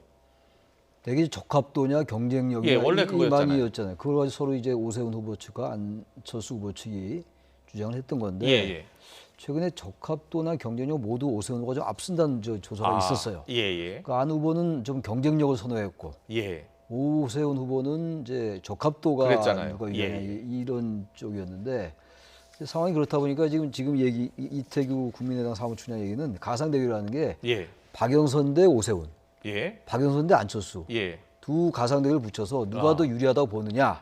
좀 더 복잡해졌네요. 복잡히 그렇게 예. 하자는 거거든요. 예. 우리가 이제 흔히 여론조사 보면 이제 화면에 그렇게 많이 나오잖아요. 예. 뭐 여러 명도 나오기도 하고 막대 그래프로 말이죠. 네. 근데 이건 이제 적합도나 경쟁력하고는 좀 다른 의미잖아요. 예. 그래서 새로운 걸 들고 나왔더라고 오세훈 후보가 좀 비판하는 거예요. 예. 그러니까 근데 이제 말하자면 오세훈이냐 안철수냐, 안철수냐 네. 오세훈이냐에서 뽑는 건데 네네. 이제 단일화 과정이기 때문에 예. 박영선 후보가 이제 등장을 하니까 네. 그러니까 이제 오세훈 후보 측의 말이 논리적으로는 일리가 있어요. 예. 뭐 정치라는 게 어차피 논리는 다 갖추고 있는 예, 거니까. 또 지금 이태규 사무총장의 말도 또 보기에 따라서는 예. 그럴 수 있겠구나라고 할 수 있는 거예요. 이게 무슨 딱 정해진 당위가 있는 게 아니기 때문에. 그렇다면요. 네. 어떻게 결론이 날 것 같습니까? 저는 가상 대결로 가긴 좀 어려울 것 같아요. 가상 대결. 예. 그러니까 안철수 후보 측이 주장하는 가상 네, 대결 그러니까 방식은 뭐 아닐 것 같다. 그쪽으로 가긴 좀 어려울 것 같아요. 왜 예. 그런 말씀을 드리냐면 되게 이렇게 단일화 과정을 한 적은 별로 없다고 제가 알고 있거든요. 예. 그래서 이거는 좀 논리적으로 명분이 좀 밀릴 것 같아요. 네네. 그러니까 적합도나 경쟁력을 반반 혼합한다는 이러면 좀 이제 명분이 되는데 네. 또 이제 오세훈 후보 측에서는 지금 적합도 경쟁력 아무나 다 받아들이겠다 이렇게 예. 나오고 있잖아요. 경쟁력에서 앞서 있다고 생각하는 거죠 오세훈 후보가. 알겠습니다. 그러면 원래는 이제 오늘하고 내일 여론조사를 하고 그러니까 모레 19일 이제 후보 등록일 마지막 날 이제 등록을 한다는 거였거든요. 그런 거죠. 야권 단일 후보 한 명이. 그런데 이렇게 늦어지면 내일 하고 모레 조사를 하고 모레 저녁 6시까지 등록을 하면 되니까 그때 등록을 하겠다는 거거든요. 가능하겠습니까? 뭐 이론적으로 가능하죠. 네. 가는데 지금 이제 마지막까지 이렇게 진통을 겪는 걸로 봐서. 네.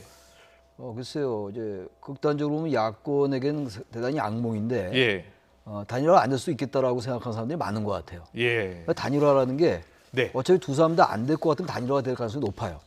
원래 그렇습니까? 원래 그렇잖아요. 예. 근데 지금 이게 LH 사건이 3월 2일 날 터졌어요. 자, 어떻게 되는지는 한번 좀 더 보겠습니다. 그래서 이게 지금 단일화 과정이 복잡해진 거죠, 말하자면. 알겠습니다. 야권 단일화 장애 신경전 지금 치열해지고 있는데요. 관련 영상 잠깐 보고 오겠습니다. 예.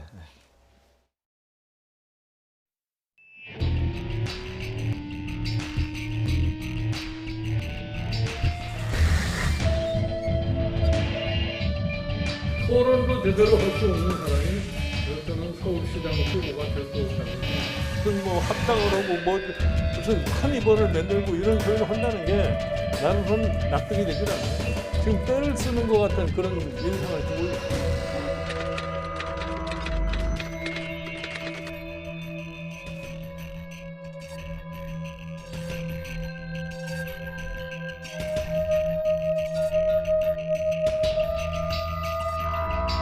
그 세간에서는 뭐 민주당에서 보낸 엑스맨이 아니냐 뭐 이런 의구심을 표현하는 분도 계시고 후보 뒤에 상황이 있는 것은 아닌가. 오세훈 후보 뒤에 상황이 있는 거 아니냐. 있는 것 같다. 있습니까? 그럼 그 상황이 저 같은데요. 협상의 전술이고요. 참 분위기가 좋습니다.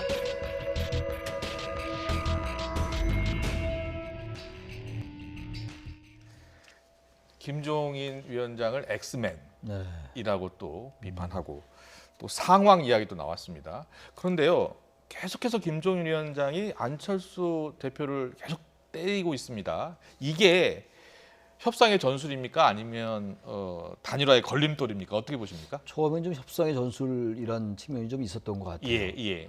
근데 시간이 계속 지나면서 이제 김종인 위원장의 발언이 예.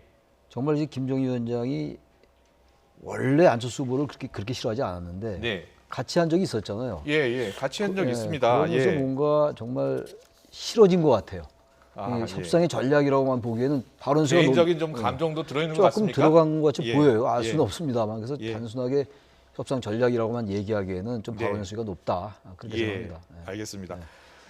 자, 어제 오세훈 후보하고 안철수 후보의 TV 토론이 있었거든요. 뭐 사실 딱 한 번 하기로 했기 때문에 처음이자 마지막 토론이 됐는데 잠깐 토론 내용 보고 오겠습니다.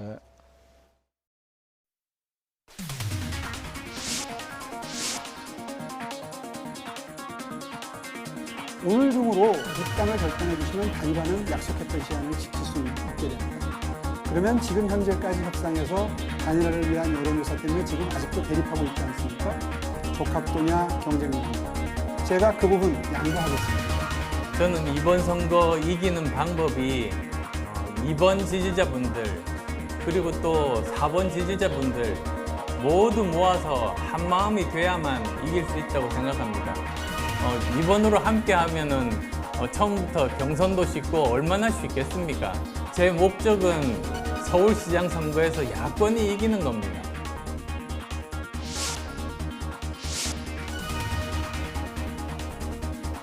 그분을 영입하기 위해서 접촉했던 사실을 여러 번 인터뷰 때 말씀하신 걸 제가 봤습니다. 사실 실패한 영입인데요. 그 사례를 여러 번 말씀하시는 걸 보면서 저건 아닌데 요즘 젊은 분들이 실패한 소개팅에 대해서 주변에 얘기하면 정말 싫어한다고 합니다. 그런 경험들이 많기 때문에 오히려 저는 사람들을 많이 모을 수 있다고 생각합니다. 그리고 그걸 그분을 저 혼자서 영입하겠습니까? 우리 야권에 여기 오세훈 후보님부터 해서 여러분들이 찾아뵙고 설득하고 진정성 있게 그렇게 다가가면 저는 그게 꼭 불가능한 일이라고 생각하지 않습니다.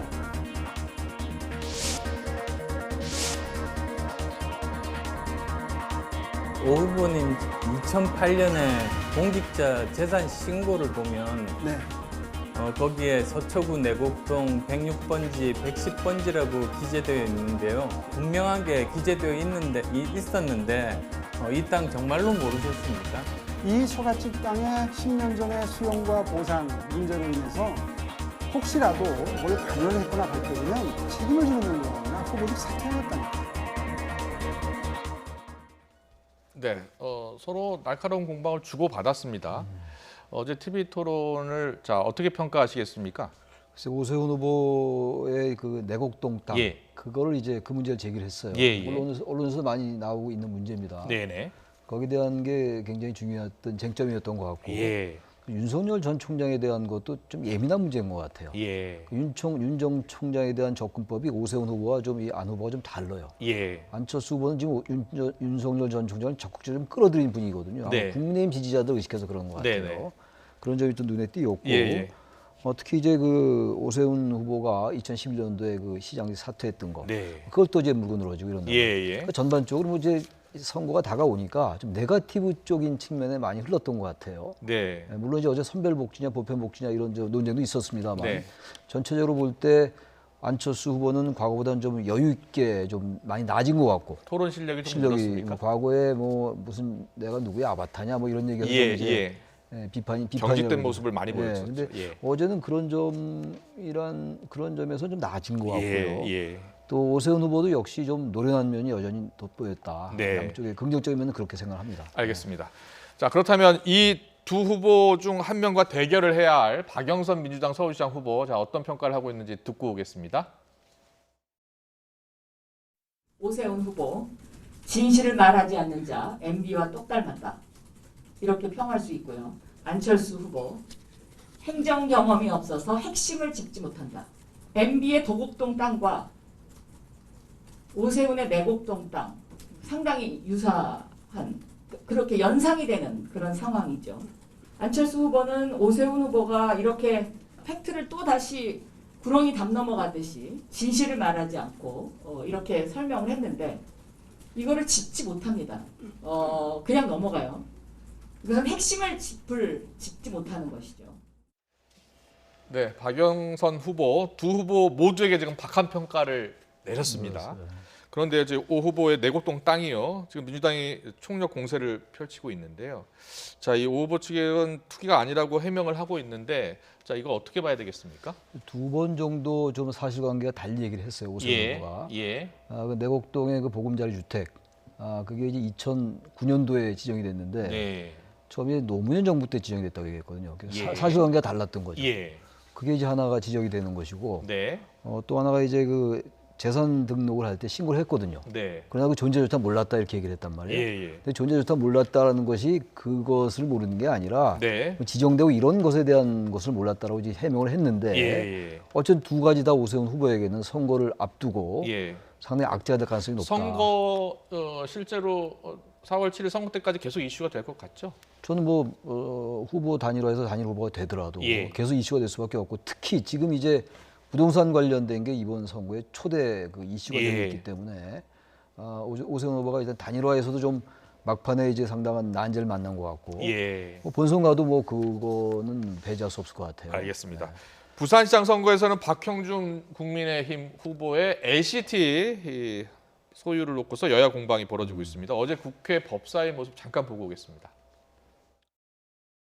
민주당이 좀 이성을 잃은 것 같아가지고 제가 한마디 해야 되겠습니다. 평상 이성을 다를 잃었어요, 바가 지금. 없습니다. 예? 부산시장 선거가 폐색이 짙어지니까 법사위에까지 허접한 가짜뉴스 갖고 와가지고 퍼뜨리고 이게 도저히 이게 납득이 안 되는 얘기들을 하고 있는 거예요. 법사위가 정상적으로 매입한 집을 가지고 허위사실 유포하고. 저희 허접한 의원 신동근입니다. 저는 도저히 이해가 안 가는데 내가 장제원 의원 발언할 때 뭐 허접하다는 얘기 한 적 있습니까? 그런 얘기 안 했잖아요. 그리고 제가 박형준 후보에 대해서 특혜 분양 받았다고 얘기했습니까? 뭐가 가짜 뉴스입니까? 거기 매입한 게 사실 아닙니까? 그 얘기 했을 뿐이고.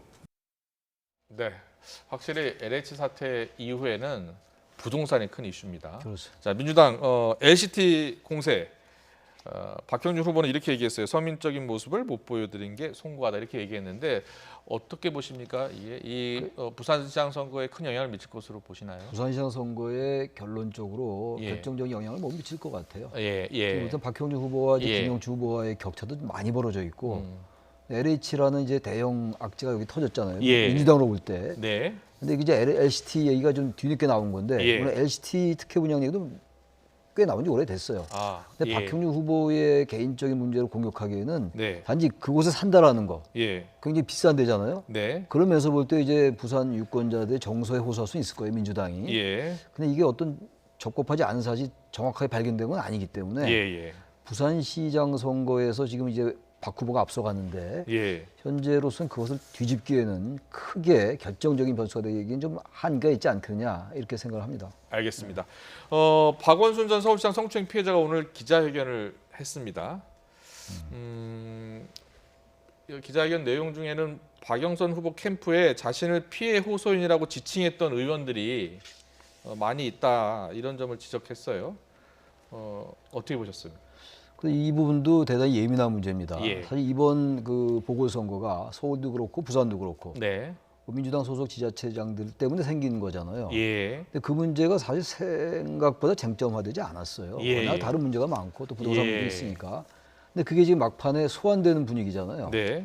그렇다면 이것도 이제 민주당에게는 상당히 부담스러운 거고 특히 이제 피해자가 그런 얘기를 했잖아요. 오늘. 예.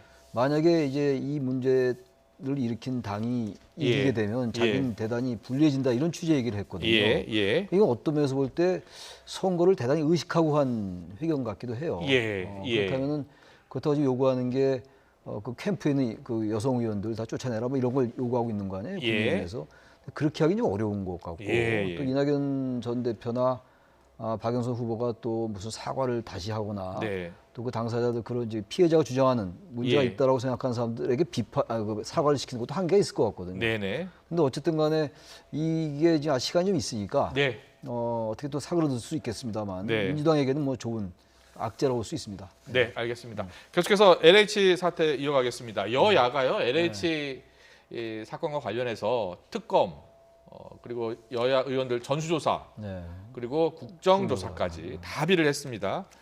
자, 이게 사실은 이제 선거 앞둔 선거 전략으로 보는 분들이 많아요. 어떻게 보세요? 보는 관점에 따라 다른 것 같습니다. 특검도 이제 민주당이 뭔가 시간을 끌려하는 게 아니냐 이런 이제 시각들이 있는 거예요.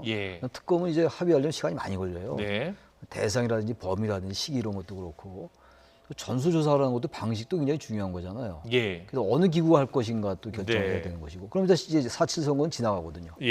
국정조사 같은 경우도 이제 만약에 여야가 한다면은 시간도 꽤 걸리는 것이고. 그래서 저는 이 특검이나 국정조사나 이런 전수조사 필요합니다만 이게 이제 여도 그렇고 야도 그렇고 너무 양쪽 선명성 경쟁을 하는 게 아니냐. 그러니까 먼저 할 사람들이 빨리빨리 하면 좋을 것 같아요. 민주당이 하면 될 거 아닙니까? 야당이 하든 말든. 야당도 마찬가지예요. 근데 서로 뭐 하니 아니 그러다 서로 이제 합의가 된 거예요 이제. 특검이나 국정조사도 서로 엇갈렸잖아요. 근데 그다 이제 합의가 됐고 이제 합의를 안 하고 이제 못 베기는 상황까지 온 겁니다 지금 여당, 야당. 근데 지금 국민들은 과연 제대로 할 것이냐. 네. 또 특검 같은 경우도 과거에 여러 특검이 있었습니다만 제대로 규명 안 된 경우가 꽤 많아요. 그러니까 특검도 하고 국정조사도 하는 건 좋은데 예. 여야가 결국 이러면서 또 유야무야 되는 건 아니냐. 예. 이런 또 우리 국민들의 상당한 그 의심이 있는 것도 사실입니다. 예. 그렇다면 어떻게 해야 되겠습니까? 어떻게 약속하고 어떻게 추진 과정을 이렇게 투명하게 보여줘야 되겠습니까? 그러니까 지금 서로 이제 더 이상 공방하지 말고 예. 일단 기본적으로 합의가 됐지 않습니까? 예. 특검, 국조, 전수조사 합의가 됐으니까 빠른 속도로 빨리 합의해야 될 것 같아요. 빠른 속도 합의 필요하다. 주체, 예. 방시 시기 이런 거 예. 뭐 일정 부분 시간이 흐르는 지금 거야. 특검 같은 경우에는 적어도 구성 잘 되려면 한두 달 걸릴 것 한 달 같아요. 걸리는데 그건 그 특검을 하면서 그 전에 이제 국가수사본부가 수사를 하고 있잖아요. 예. 계속 제가 주장하는 게 국수본도 수사를 하고 검찰 투입할 수 있으면 투입하라 이런 얘기예요. 예. 왜 이렇게 검찰에 대해서 자꾸 이렇게 과민한 반응을 일으키는지 모르겠어요. 네. 어쨌든 지금은 모두 수단 동원해가지고 예. 적발하고 네. 퇴직자는 손 못 댄다는 거 아닙니까? 지금. 차명으로 해서 손 못 대고 있고. 네. 그러니까 국민들이 못 믿는 거거든요. 예. 여야가 사실 이 부분은 크게 나을 것이 없다. 네. 그럼에도 불구하고 여당이 좀 더 불리할 것 같아요. 예. 이 정권 시기에 벌어진 일이기 때문에 과거부터 관행화됐다 하더라도 예. 이미 4년이 흘렀잖아요. 이 예. 문재인 정부한테 책임지는 거 아닙니까? 예. 그렇다면 이거는 여야가 다 공히 이제 국민들이 비판받는다 하더라도 예. 조금 더 여당이 이 사태의 엄중함을 더 인식해야 될 필요가 있다고 생각합니다. 네, 우리 국민들도 지켜보고 네. 있을 겁니다. 실제로 제대로 조사하는지. 그렇습니다. 알겠습니다. 그리고 윤여준 전 환경부 장관 아시죠? 압니다. 네, 내년 대선 관련해서 윤석열 전 총장에 대해서 언급을 했는데 그 언급한 내용이 좀 눈길을 끌고 있습니다. 관련 발언 듣고 오겠습니다. 네.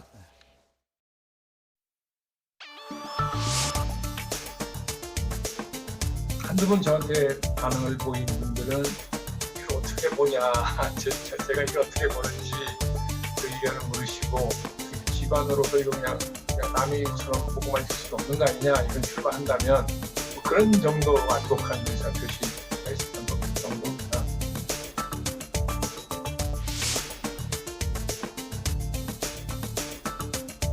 마땅한 주자가 없어서 윤석열 총장이 지금 지지도가 높게 나오는 분이니까 저분이라도 우리가 영향을 갖는 어떤 형태인지 선거를 치렀으면 좋겠다라고 판단하신다면, 그게 만약에 성사가 된다고 가정을 한다면 현재로서는 가장 그래도 강력한 당선 가능성이 높은 대선 주자가 아니겠는가.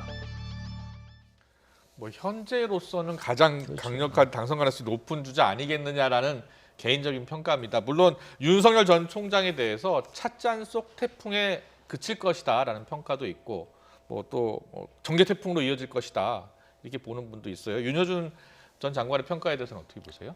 그 윤 총장은 이제 어차피 상수가 된 것 같아요. 변수는 아닌 것 같아요. 예. 이제는 그렇게도 보는 시각도 많은 것 같고요. 근데 지금 윤 전 총장에 대해서 이제 윤여준 전 장관은 아주 후하게 평가를 했는데 네.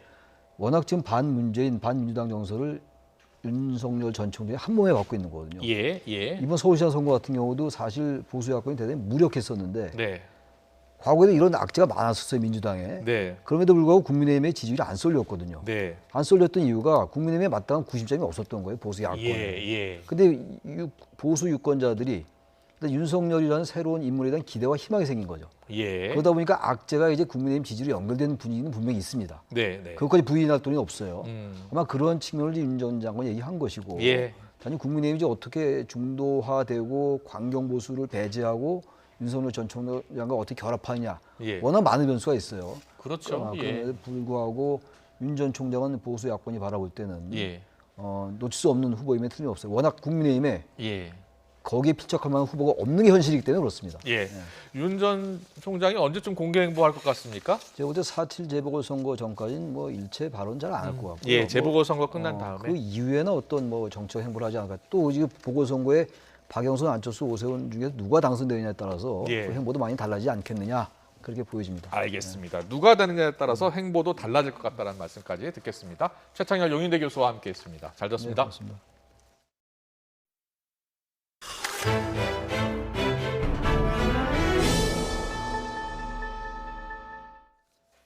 네, 미국 조지아주에 있는 이 마사지숍 3곳에서 잇따라 총격 사건이 발생했는데요. 8명이 숨졌습니다. 사망자 가운데 아시아계 여성 6명이 포함됐고 이 가운데 4명이 지금 한국계로 밝혀졌습니다. 경찰은 이번 사건이 동양계를 표적으로 저지른 증오 범죄인지 여부를 수사하고 있습니다. 이여진 기자의 보도입니다. 현지 시간으로 오후 5시쯤 조지아주 체로키 카운티에 있는 한 마사지숍에서 총기 난사 사건이 발생했습니다. 4명이 숨지고 1명이 다쳤습니다. 약 1시간 뒤 40여 킬로미터 떨어진 애틀랜타에서는 마사지숍 2군데에서 잇따라 총격 사건이 발생했습니다. 한 곳에서 3명, 다른 곳에서 1명이 숨졌습니다. We do have confirmed 3 people shot and killed at one location. 1 person shot across the street and killed at that location. 세 사건의 용의자 21살 백인 남성 로버트 에론 롱은 저녁 8시 반쯤 애틀랜타에서 240km 남쪽으로 떨어진 크리스프 카운티에서 잡혔습니다. 현지 한인 언론은 애틀랜타에서 숨진 4명이 모두 한인 여성이라고 밝혔습니다. 모두 한국 분들만 근무를 하고 있었고 또 경찰 발표로는 4명 모두 아시아계 여성이라고 했는데 그 분들이 다 한국 여성이라는 것이 이제 저희 애틀랜타계 취재 결과 확인이 된 것입니다. 체로키 카운티 업소는 중국계가 운영하는 업소로 확인이 됐습니다. 외교부 당국자는 주 애틀랜타 총영사관 영사가 현지 경찰에 알아본 결과 사망자 4명이 한국계라는 걸 확인했다고 말했습니다. 현지 사법당국은 숨진 사람 가운데 백인 여성과 남성도 있었다며 아시아계를 노린 범행인지 확실치 않다고 밝혔습니다. 하지만 아시아계가 운영하는 업소만 노린 만큼 현지 한인단체는 아시아계 혐오 범죄로 보고 있습니다. 시민단체 아시아 태평양계 증오를 멈춰라에 따르면 지난해 3월 19일부터 지난달까지 미국에서 3,795건의 아시아계 혐오 범죄가 신고됐습니다. 조 바이든 대통령은 지난 11일 코로나19 대유행 1주년 담화에서 아시아계 증오와 차별을 비난하며 이를 멈추라고 호소했습니다. YTN 이여진입니다. 미국 애틀랜타 총격 사건을 현지에서 보도한 한인 매체죠. 애틀랜타 K 이상현 대표의 설명을 좀 더 자세히 들어보겠습니다.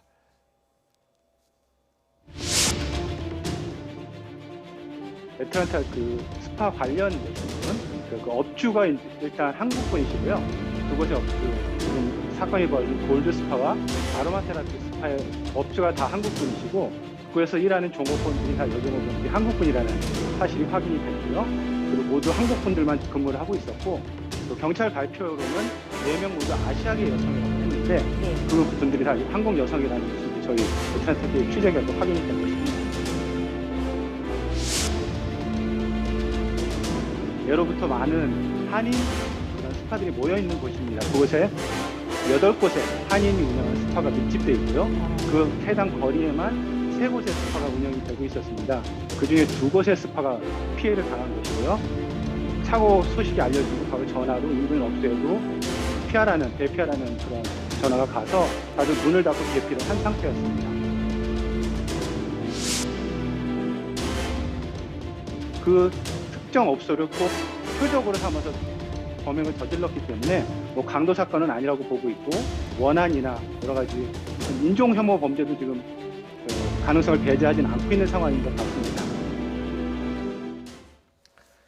네, 미국 애틀랜타에서 연쇄 총격이 발생해 8명이 숨졌고요. 한국인 여성 4명이 지금 포함된 것으로 전해지고 있어서 우리 교포사회도 큰 충격에 빠졌습니다. LA 김은경 리포터 연결해서 자세히 들어보겠습니다. 김은경 리포터 나와 계시죠?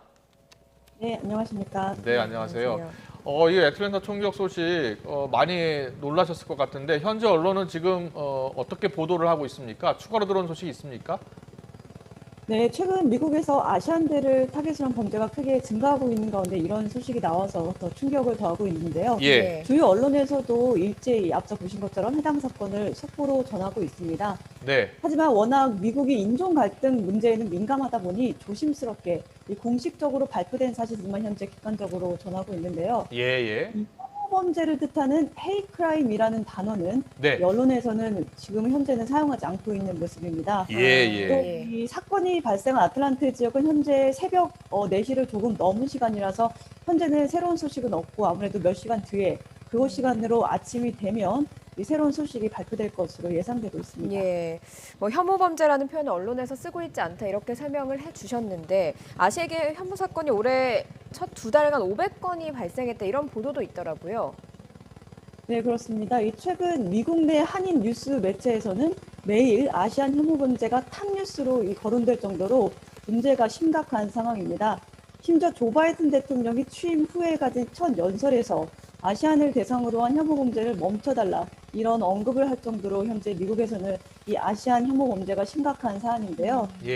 특히 앞서 이 보도가 된 것처럼 코로나 이후로 공식적으로 신고된 아시안 혐오 범죄가 3,800건에 육박하는 것으로 현재 집계가 되고 있습니다. 대부분은 뭐 언어 폭행, 또 심하게는 심지어 이 신체적 폭행까지 포함이 되고 있는데요. 워낙 관련 뉴스들이 많이 나오다 보니까 이 조심하자는 분위기도 있지만 하지만 조용히 넘기지 말고 혐오 범죄를 철저히 근절시키자는 이런 목소리도 현재 나오고 있습니다. 이 아시아계 혐오 사건 정말 큰 문제인데요. 걱정되는 게 LA 한인분들 많이 사시잖아요. 혹시 이런 피해를 당하신 분들 있습니까? 네, 물론 많이 있습니다. 한인들이 가장 많이 사는 곳 이곳 LA에서도 피해가 끊이질 않고 있는데요.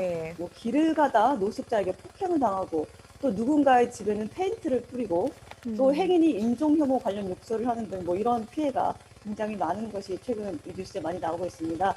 뉴스를 뭐 보기뿐만이 아니라 저 역시 뭐 이런 걸 약간 경험을 했는데요. 얼마 전에 길을 가다가 한 행인이 고백 투 차이나 이렇게 저에게 소리를 지르기도 했고 또 운전을 하다가 다른 운전자가 저를 향해서 아시안을 비하하는 욕설을 하기도 했습니다. 그렇군요. 그렇습니다. 이 두 사건 모두 최근 3개월 안에 발생했는데요. 저도 이런 경험은 미국에서 처음 겪어봐서 크게 당황했습니다.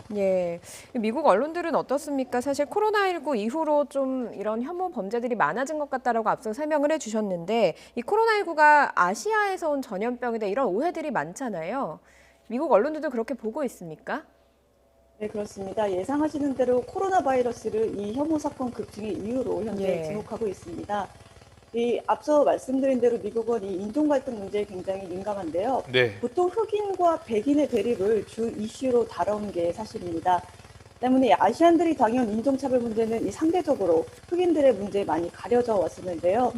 최근에는 워낙 많은 아시안 관련 혐오 범죄 뉴스들이 쏟아져 나오다 보니 미국 언론들 역시 갈등의 원인에 대해서 심각하게 보도하고 있습니다.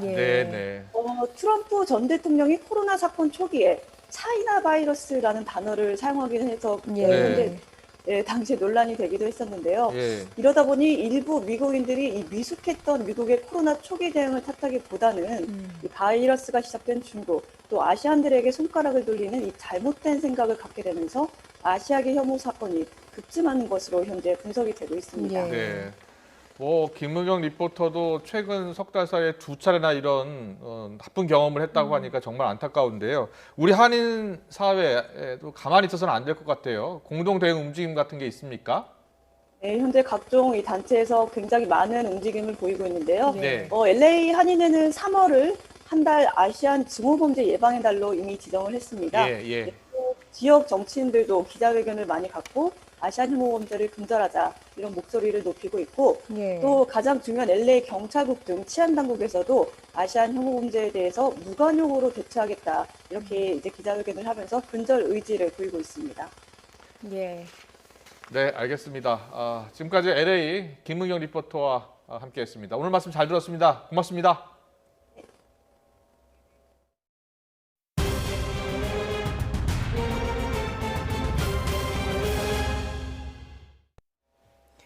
MBC 서울 상암동 사옥에서 코로나19 확진자가 발생했습니다. 소속 기자 한 명이 어제 오전 증상이 있어서 출근하지 않았고 오늘 확진 판정을 받았습니다.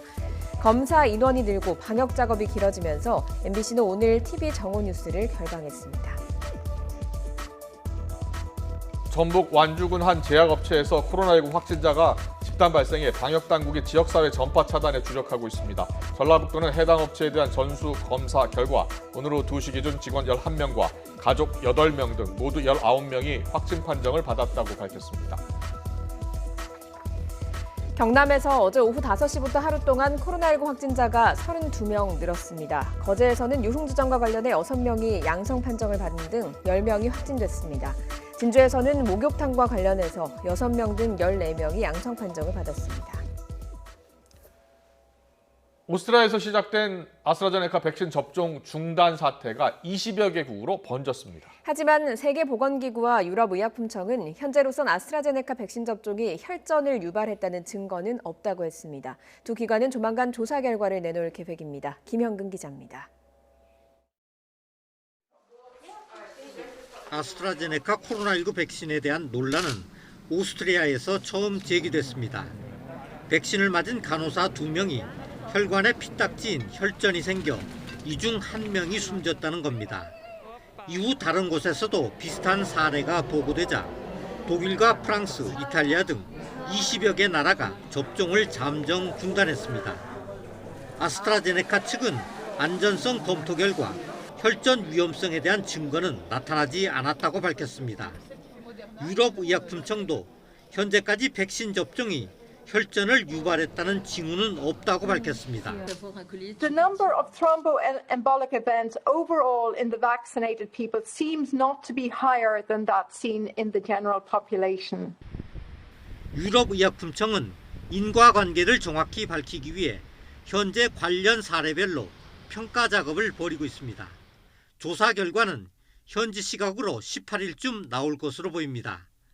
앞서 세계보건기구 WHO도 백신과 혈전 사이의 연관성을 찾지 못했다고 밝혔습니다. 그러면서 백신 접종으로 얻는 이득이 부작용의 위험성보다 더 크다는 점을 거듭 강조했습니다. For the time being, recommend that countries continue vaccinating with AstraZeneca, but we will have more updates tomorrow or at any time when there is a change in this recommendation. 하지만 스웨덴이 접종 중단 대열에 추가로 합류하는 등 아스트라제네카 백신 접종을 잠정적으로 보류하는 나라들이 계속해서 늘고 있습니다. YTN 김영근입니다. 유럽 여러 국가들이 아스트라제네카 백신의 접종을 중단한 것과 관련해서 우리 정부는 당초 계획에 따라 접종을 추진한다고 밝혔습니다. 코로나19 예방접종 대응추진단은 보도자료를 내고 현재 아스트라제네카 코로나19 백신의 접종을 중단할 명확한 근거가 없다며 이같이 밝혔습니다. 서울 이태원의 한 유흥시설이 영업 제한 시간을 넘겨 새벽까지 몰래 영업을 하다 적발됐습니다. 그런데 단속 나온 경찰을 따돌리려고 허위로 화재 신고를 하는 꼼수를 부렸습니다. 김경수 기자입니다. 금요일 새벽 2시가 넘은 시각, 서울 이태원의 한 골목에서 경찰과 소방관들이 두리번거리며 주위를 살핍니다. 아래층에서 이상한 냄새가 난다, 불이 난 건지 확인해달라는 신고를 받고 출동한 겁니다. 하지만 가짜 신고였습니다. 새벽 시간 몰래 영업을 하던 근처 단란주점의 종업원이 경찰 단속을 따돌리려고 허위 신고를 한 겁니다. 뒷문이나 정문에 경찰들이 와서 문 열으라고 하니까 불났다 이래가지고 그게 고통을 타서 뒷문으로 빠져나가려고 했나 봐요. 하지만 꼼수는 통하지 않았고 업주와 종업원, 손님 등 30명이 현장에서 무더기로 적발됐습니다. 불과 50m 거리에 파출소가 있는데 대담하게 불법 영업을 해온 겁니다. 아침에 나오고 일하는데 요새는 못 보는데. 지난해 클럽발 집단 감염이 휩쓸고 간 이태원에서 일부 업소의 불법 영업이 알려지자 다른 상인들은 한숨부터 내쉽니다. 그것 때문에 완전히 죽어가지고 큰일 났다, 막 계단 던지고 막 그랬다. 근데 이런 애들 때문에 또 터지면 여기가 또 사고를 또 죽는다고. 서울 용산경찰서는 적발된 업주와 손님 등을 대상으로 감염병 예방법 위반 혐의를 조사할 계획입니다. 허위 신고로 현행범 체포된 종업원에 대해선 공무집행 방해 혐의를 추가했습니다. YTN 김경수입니다. 차량을 훔쳐 고속도로를 질주하던 40대 남성이 가드레일을 들이받았습니다. 200km 가까운 과속으로 도주했던 이 남성은 사고 현장에서 경찰에 구조돼서 결국 구속됐습니다. 지환 기자입니다. 도난 신고가 들어온 회색 차량이 고속도로를 질주합니다. 공조수사 요청을 받은 경찰이 뒤를 쫓습니다. 블랙박스에 찍힌 속도는 무려 시속 196km. 그렇게 한참을 달린 차량, 갑자기 나들목 방향으로 빠집니다. 제 속도를 이기지 못해 가드레일을 들이받습니다. 차량이 부서졌고 현장엔 기름까지 샜습니다. 운전자가 의식을 잃어 조수석 유리창을 경찰관이 팔꿈치로 깼습니다. 우연히 고속도로 추격 모습을 본 해양경찰관들도 현장에 합류했습니다. 다른 차량 진입을 막고 구조장비를 들고 뜁니다. 그렇게 무사히 구조된 48살 A씨, 타박상 외에 별다른 부상은 없었습니다. 지금 제일 아픈 데가 어디예요? 어깨 아프죠? 어깨가 아프죠? 목은 어때요? 목 머리도 아파요? 머리는 어때요? 오히려 창문을 깬 삼척근덕파출소 소속 신모 경위가 다쳐 전치 8주 진단을 받았습니다. 조수석 이제 유리 깨고 사람을 빼냈지. 그 유리창 깨고 팔꿈치를 깨고 손을 넣다가 문 그 잠긴 거 열다가 그 새끼손가락 인대하고 두 번째 약지하고 좀 다쳤습니다. 경찰 조사 결과 A씨는 강원도 속초 지인을 만난다며 부산에서 주차된 차를 훔친 것으로 드러났습니다. 음주와 마약 검사는 음성이었지만 다량의 수면제와 감기약을 먹은 상태였습니다. 경찰은 차량 절도와 무면허 등의 혐의로 A씨를 구속했습니다. YTN 지환입니다. 오늘 아침 7시 10분쯤 경기도 김포시 하성면의 주방용품 창고에서 불이 나 50여 분 만에 꺼졌습니다. 이 불로 다친 사람은 없지만 유리병 등이 보관된 창고가 불에 탔습니다. 소방당국은 화재 원인과 피해 상황을 조사하고 있습니다. 인천 연수구의 한 아파트 단지에서 A씨가 몰던 승합차가 놀이터를 덮쳐서 초등학생 3명이 다치는 사고가 났습니다. A씨는 어제 오후 7시쯤 인천시 연수구 동춘동의 한 아파트 단지에서 승합차로 놀이터에 돌진해 비군 등 3명을 다치게 한 혐의를 받고 있습니다. 어제 오후 3시 50분쯤 경기도 화성시 서구동의 한 약국에 SUV 차량이 돌진하는 사고가 났습니다. 이 사고로 80대 여성 A씨 등 9명이 경상을 입었고 약국 시설 일부가 부서졌습니다. 경기 화성 동탄경찰서는 70대 운전자 A씨에 대해 교통사고 처리 특례법상 치상 등 혐의로 조사를 벌이고 있습니다. 오늘 오전 9시 10분쯤 전주시 덕진구 인후동에서 철거 중이던 5층 건물이 무너져 굴착기 기사 40대 A씨가 깔렸습니다. 신고를 받고 출동한 경찰과 소방당국은 굴착기를 해체해서 2시간 30여 분 만에 A씨를 구조했습니다. A씨는 다리 등을 다쳐서 병원에서 치료를 받고 있습니다. 식약처와 제약사들의 유착관계를 의심케 하는 문건을 YTN이 입수했습니다.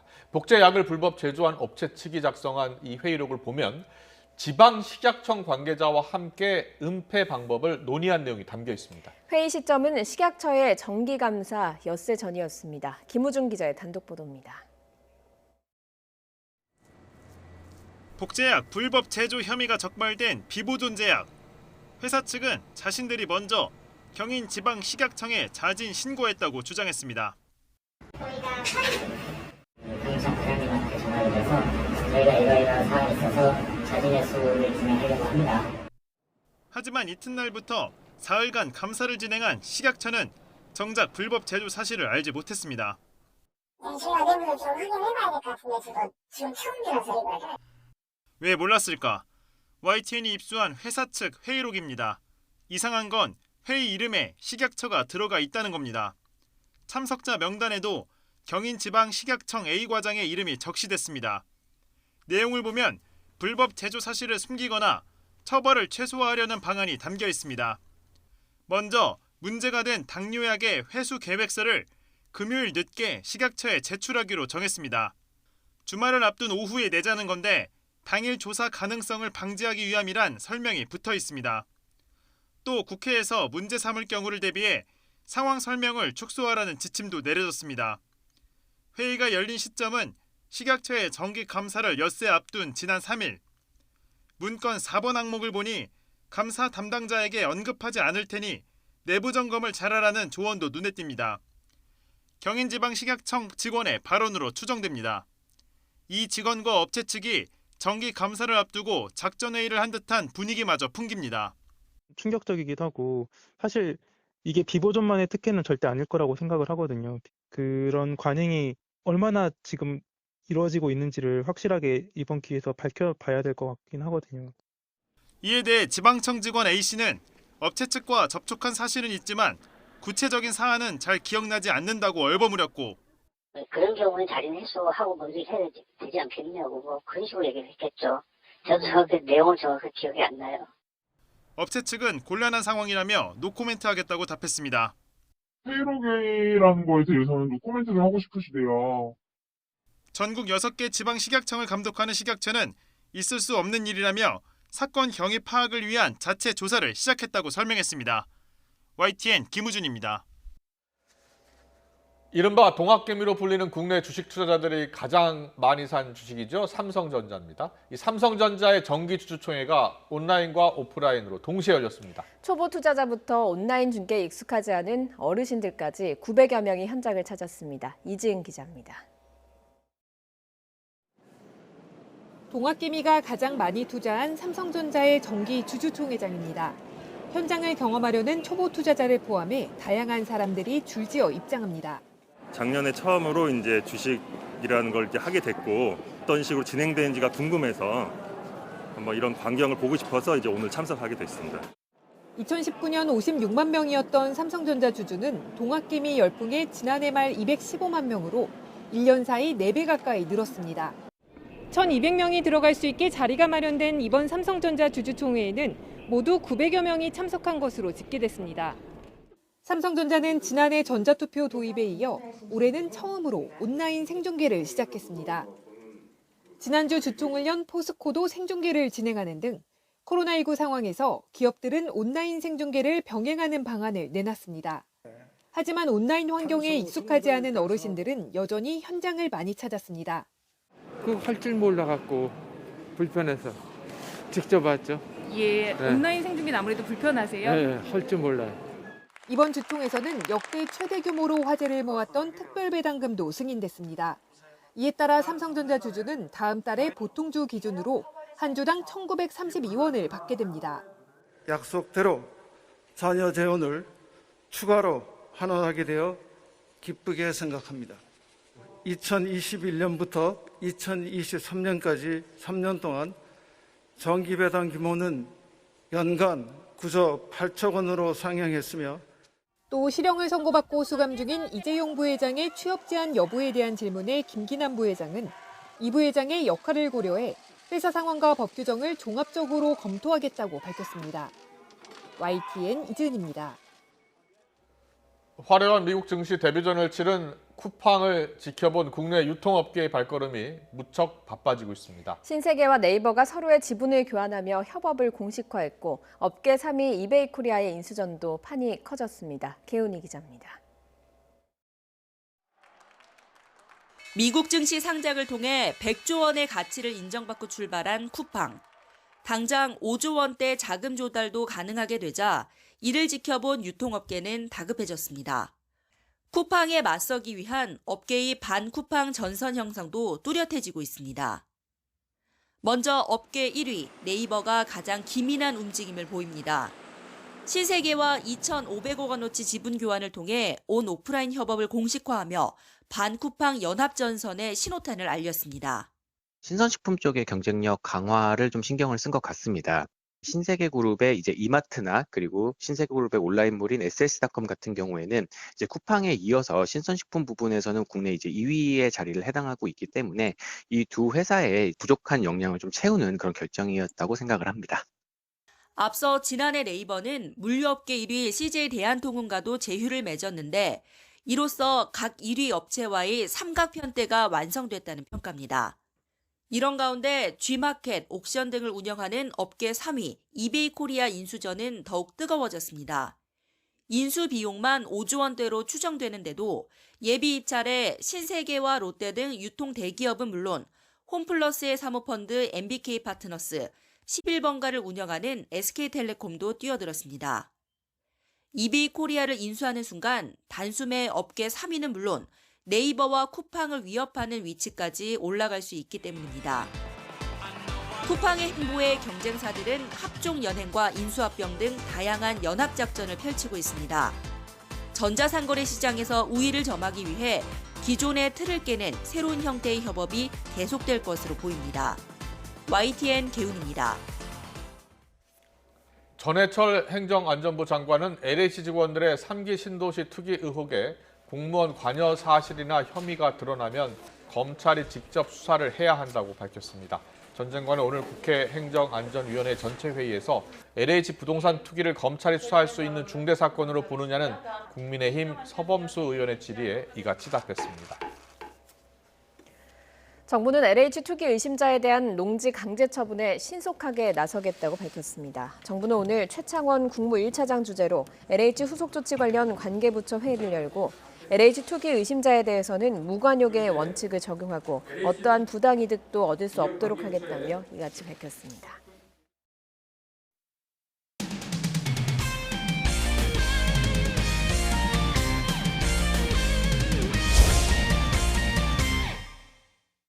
국내로 돌아온 추신수 선수, 주말 시범 경기 첫 출전이 확정됐습니다. 추 선수의 훈련을 지켜본 SSG 팀 동료와 지도자들 어떻게 평가를 하고 있을까요? 서bun국 기자가 보도합니다. 팀 합류 후 네 번째 훈련을 소화한 추신수. 가장 가까이서 지켜본 WBC 시절 국가대표 동료, 국민 우익수 이진영 타격 코치는 우선 방망이 무게에 놀랐습니다. 일반 선수들보다 100g 이상 더 나가는 무게 35온스, 1kg에 가까운 모델을 썼기 때문입니다. 힘은 물론 정교함까지 갖춰야 할 만큼 다루기가 까다롭습니다.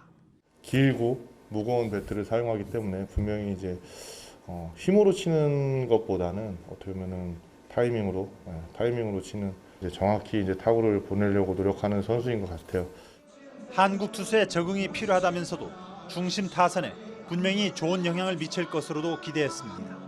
추신수라는 또 어떻게 보면 더가웃 리더가 필요하지 않나. 이번 이제 상위 타순에 이제 포진이 되면 그 뒤에 있는 최정 선수라든지 로맥 선수라든지 최주환 선수, 한윤섬 선수까지 그 영향을 좀 받지 않을까. KBO 리그 5년차 유창한 한국어로 신수영, 양갈비 사조율을 외치는 홈런 타자 로맥도 자신의 빅리그 경험에 비춰 연착륙을 확신했습니다. Certainly an on-base percentage of well over 400. How much power he has is very strong. He has a very good swing. So 30 home runs I think is very. 빅리그 16년간 평균 출루율 3할 7푼 7리에 꿈의 출루율 4할도 2번을 기록했던 출루머신 추신수. 40살의 나이지만 빠른 발과 강한 어깨, 정확한 선관까지 갖춘 추추 트레인의 질주는 오는 토요일 시범 경기부터 시작됩니다. YTN 서봉국입니다. 올 시즌 여자 프로농구는 정규리그 4위팀 삼성생명의 기적 같은 우승으로 막을 내렸죠. 이 기적 뒤에는 매경기 눈물겨운 투혼을 불태운 35살 맏언니 김보미 선수가 빛났습니다. 허재영 기자가 만났습니다. 마음속의 MVP는 김보미다. 이런 얘기들을 많이 했어요. 그러면 저를 찍으셨어야죠. 아니, 마음속에 MVP가 저면 저를 찍으셨어야죠. 꿈만 같았던 보름 동안의 플레이오프 여정. 농담 섞인 푸념 속에도 김보미는 자신의 이름이 적힌 8장의 MVP 투표용지가 소중하기만 합니다. 올 시즌을 끝으로 정든 코트를 떠나는 김보미는 플레이오프 2차전을 승리로 이끈 뒤 눈물을 쏟아내 화제가 됐습니다. 그냥 오늘이 마지막이 아니길 바라는 마음으로 뛰었어요. 매 경기 마지막이 될 수도 있다는 각오로 김보미는 온몸을 던졌고 온 힘을 쏟아냈습니다. 지금 다리에 힘이 풀렸어요. 지금 코트에서 제일 힘든 선수가 지금 제일 젊은 선수들보다 더 빨리 달리고 있어요. 마지막을 공감해주는, 그래서 조금 더 저에게 힘을 더 많이 실어주려고 후배들이 많이 노력했거든요. 그런 부분이 되게 많이 고마웠었어요. 2005년 프로에 데뷔해 줄곧 눈에 띄지 않는 곳에서 묵묵히 최선을 다해온 김보미. 마지막을 기약하고 뛴 이번 플레이오프와 챔피언 결정전에서 경기당 평균 11.6점, 4.6리바운드를 올리며 가장 화려한 피날레를 장식했습니다. 마지막을 이렇게 너무 화려하고 찬란하고 아름답게 은퇴할 수 있는 기회가 있는데 또 다시 이런 기회가 올 거라는 생각을 안 하거든요. 투혼의 몸짓으로 기적의 우승을 일궈낸 35살 맏언니는 이제 홀가분한 마음으로 제2의 인생을 꿈꾸고 있습니다. YTN 허정원입니다. 초등학생 시절 성폭력 가해 의혹으로 진실공방을 벌이고 있는 축구 스타 기성용 측이 조만간 폭로자들에 대한 법적 조치에 나서겠다고 밝혔습니다. 기성용의 법률대리인인 법무법인 서평의 송상엽 변호사는 보도자료를 내고 상대방 측의 법적 책임을 묻는 조치는 오는 26일 안으로 제기하겠다고 밝혔습니다. 송 변호사는 관련 의혹을 다룬 방송사 시사 프로그램에 D씨와 중재자의 역할을 한 기성용의 후배 E씨의 통화 녹취를 제공했지만 편향된 시각으로 보도됐다고 지적했습니다. 그러면서 D씨가 기성용의 회유와 협박이 없었다거나 자신들이 대리한 박지훈 변호사가 확인과 동의를 구하지 않고 임의로 폭로했다는 취지로만 한 녹취 파일을 공개했습니다. 기성용 측이 공개한 녹취 일부 들어보겠습니다. 어떤 인터넷 기사니까 회유하고 지금 협박하고 있다 기성용 측에서 이런 게 또 있나 보더라고. 아니 그런 거 전혀 없어. 우리는 아무 얘기도 없고 지들끼리 소설 쓰는 거고. 오보기사 일단 나가는 쪽으로 얘기하고 있고, 네. 두 번째가 우리가 오보기사를 내면은 성형용 쪽에서 이제, 네. 명예훼손이나 이런 거 혹시나 걸 수 있어. 네. 그런 거 절대 하지 말아달라고 얘기해줘. 골프 왕즈 타이거 우즈가 차량 정복 사고 이후 약 3주 만에 퇴원했습니다. 우즈는 자신의 소셜미디어에 집에 돌아와 치료를 이어가게 됐다는 사실을 전하게 돼 기쁘다며 사고 이후 보내준 많은 격려에 감사한다는 글을 올렸습니다. 네, 오늘도 하늘빛이 어제와 비슷합니다. 입자가 작은 초미세먼지는 해소됐기 때문에 위로는 파란 하늘이 드러나 있지만 입자가 큰 모래먼지가 유입되면서 아래에 황색 먼지층이 형성됐습니다. 다행히 일부 지역은 1시간 전보다 농도가 조금 낮아졌습니다. 서울과 강원 지역 보통 수준 회복했는데요. 하지만 여전히 경기와 충청, 그 밖의 남부지방은 미세먼지 농도 나쁨 수준 보이고 있습니다. 내일도 황사가 잔류하면서 중부와 경북 지방은 공기가 탁할 것으로 보이니까요. 불필요한 외출은 되도록 자제하시는 게 좋겠습니다. 요즘 아침 저녁으로는 쌀쌀하지만 낮에는 다소 덥다 싶은 느낌도 드시죠? 내일도 일교차가 15도 안팎으로 크게 나겠습니다. 서울과 대구 한낮 기온 18도, 광주는 무려 20도까지 오르면서 올봄 들어 가장 따뜻하겠습니다. 내일 전국 하늘 구름만 간간히 지나겠고요. 아침까지 안개가 짙게 끼겠습니다. 아침 기온 서울 4도, 대구 4도, 부산 9도로 오늘보다 1, 2도가량 높겠고요. 한낮 기온은 서울과 청주 18도, 대전 19도, 부산 16도로 따뜻하겠습니다. 절기 춘분인 토요일에는 전국에 한 차례 봄비가 내리겠습니다. 날씨 정보였습니다. 네, 이어서 저녁 종합뉴스 이브닝 뉴스가 방송됩니다. 시청해주신 여러분 고맙습니다.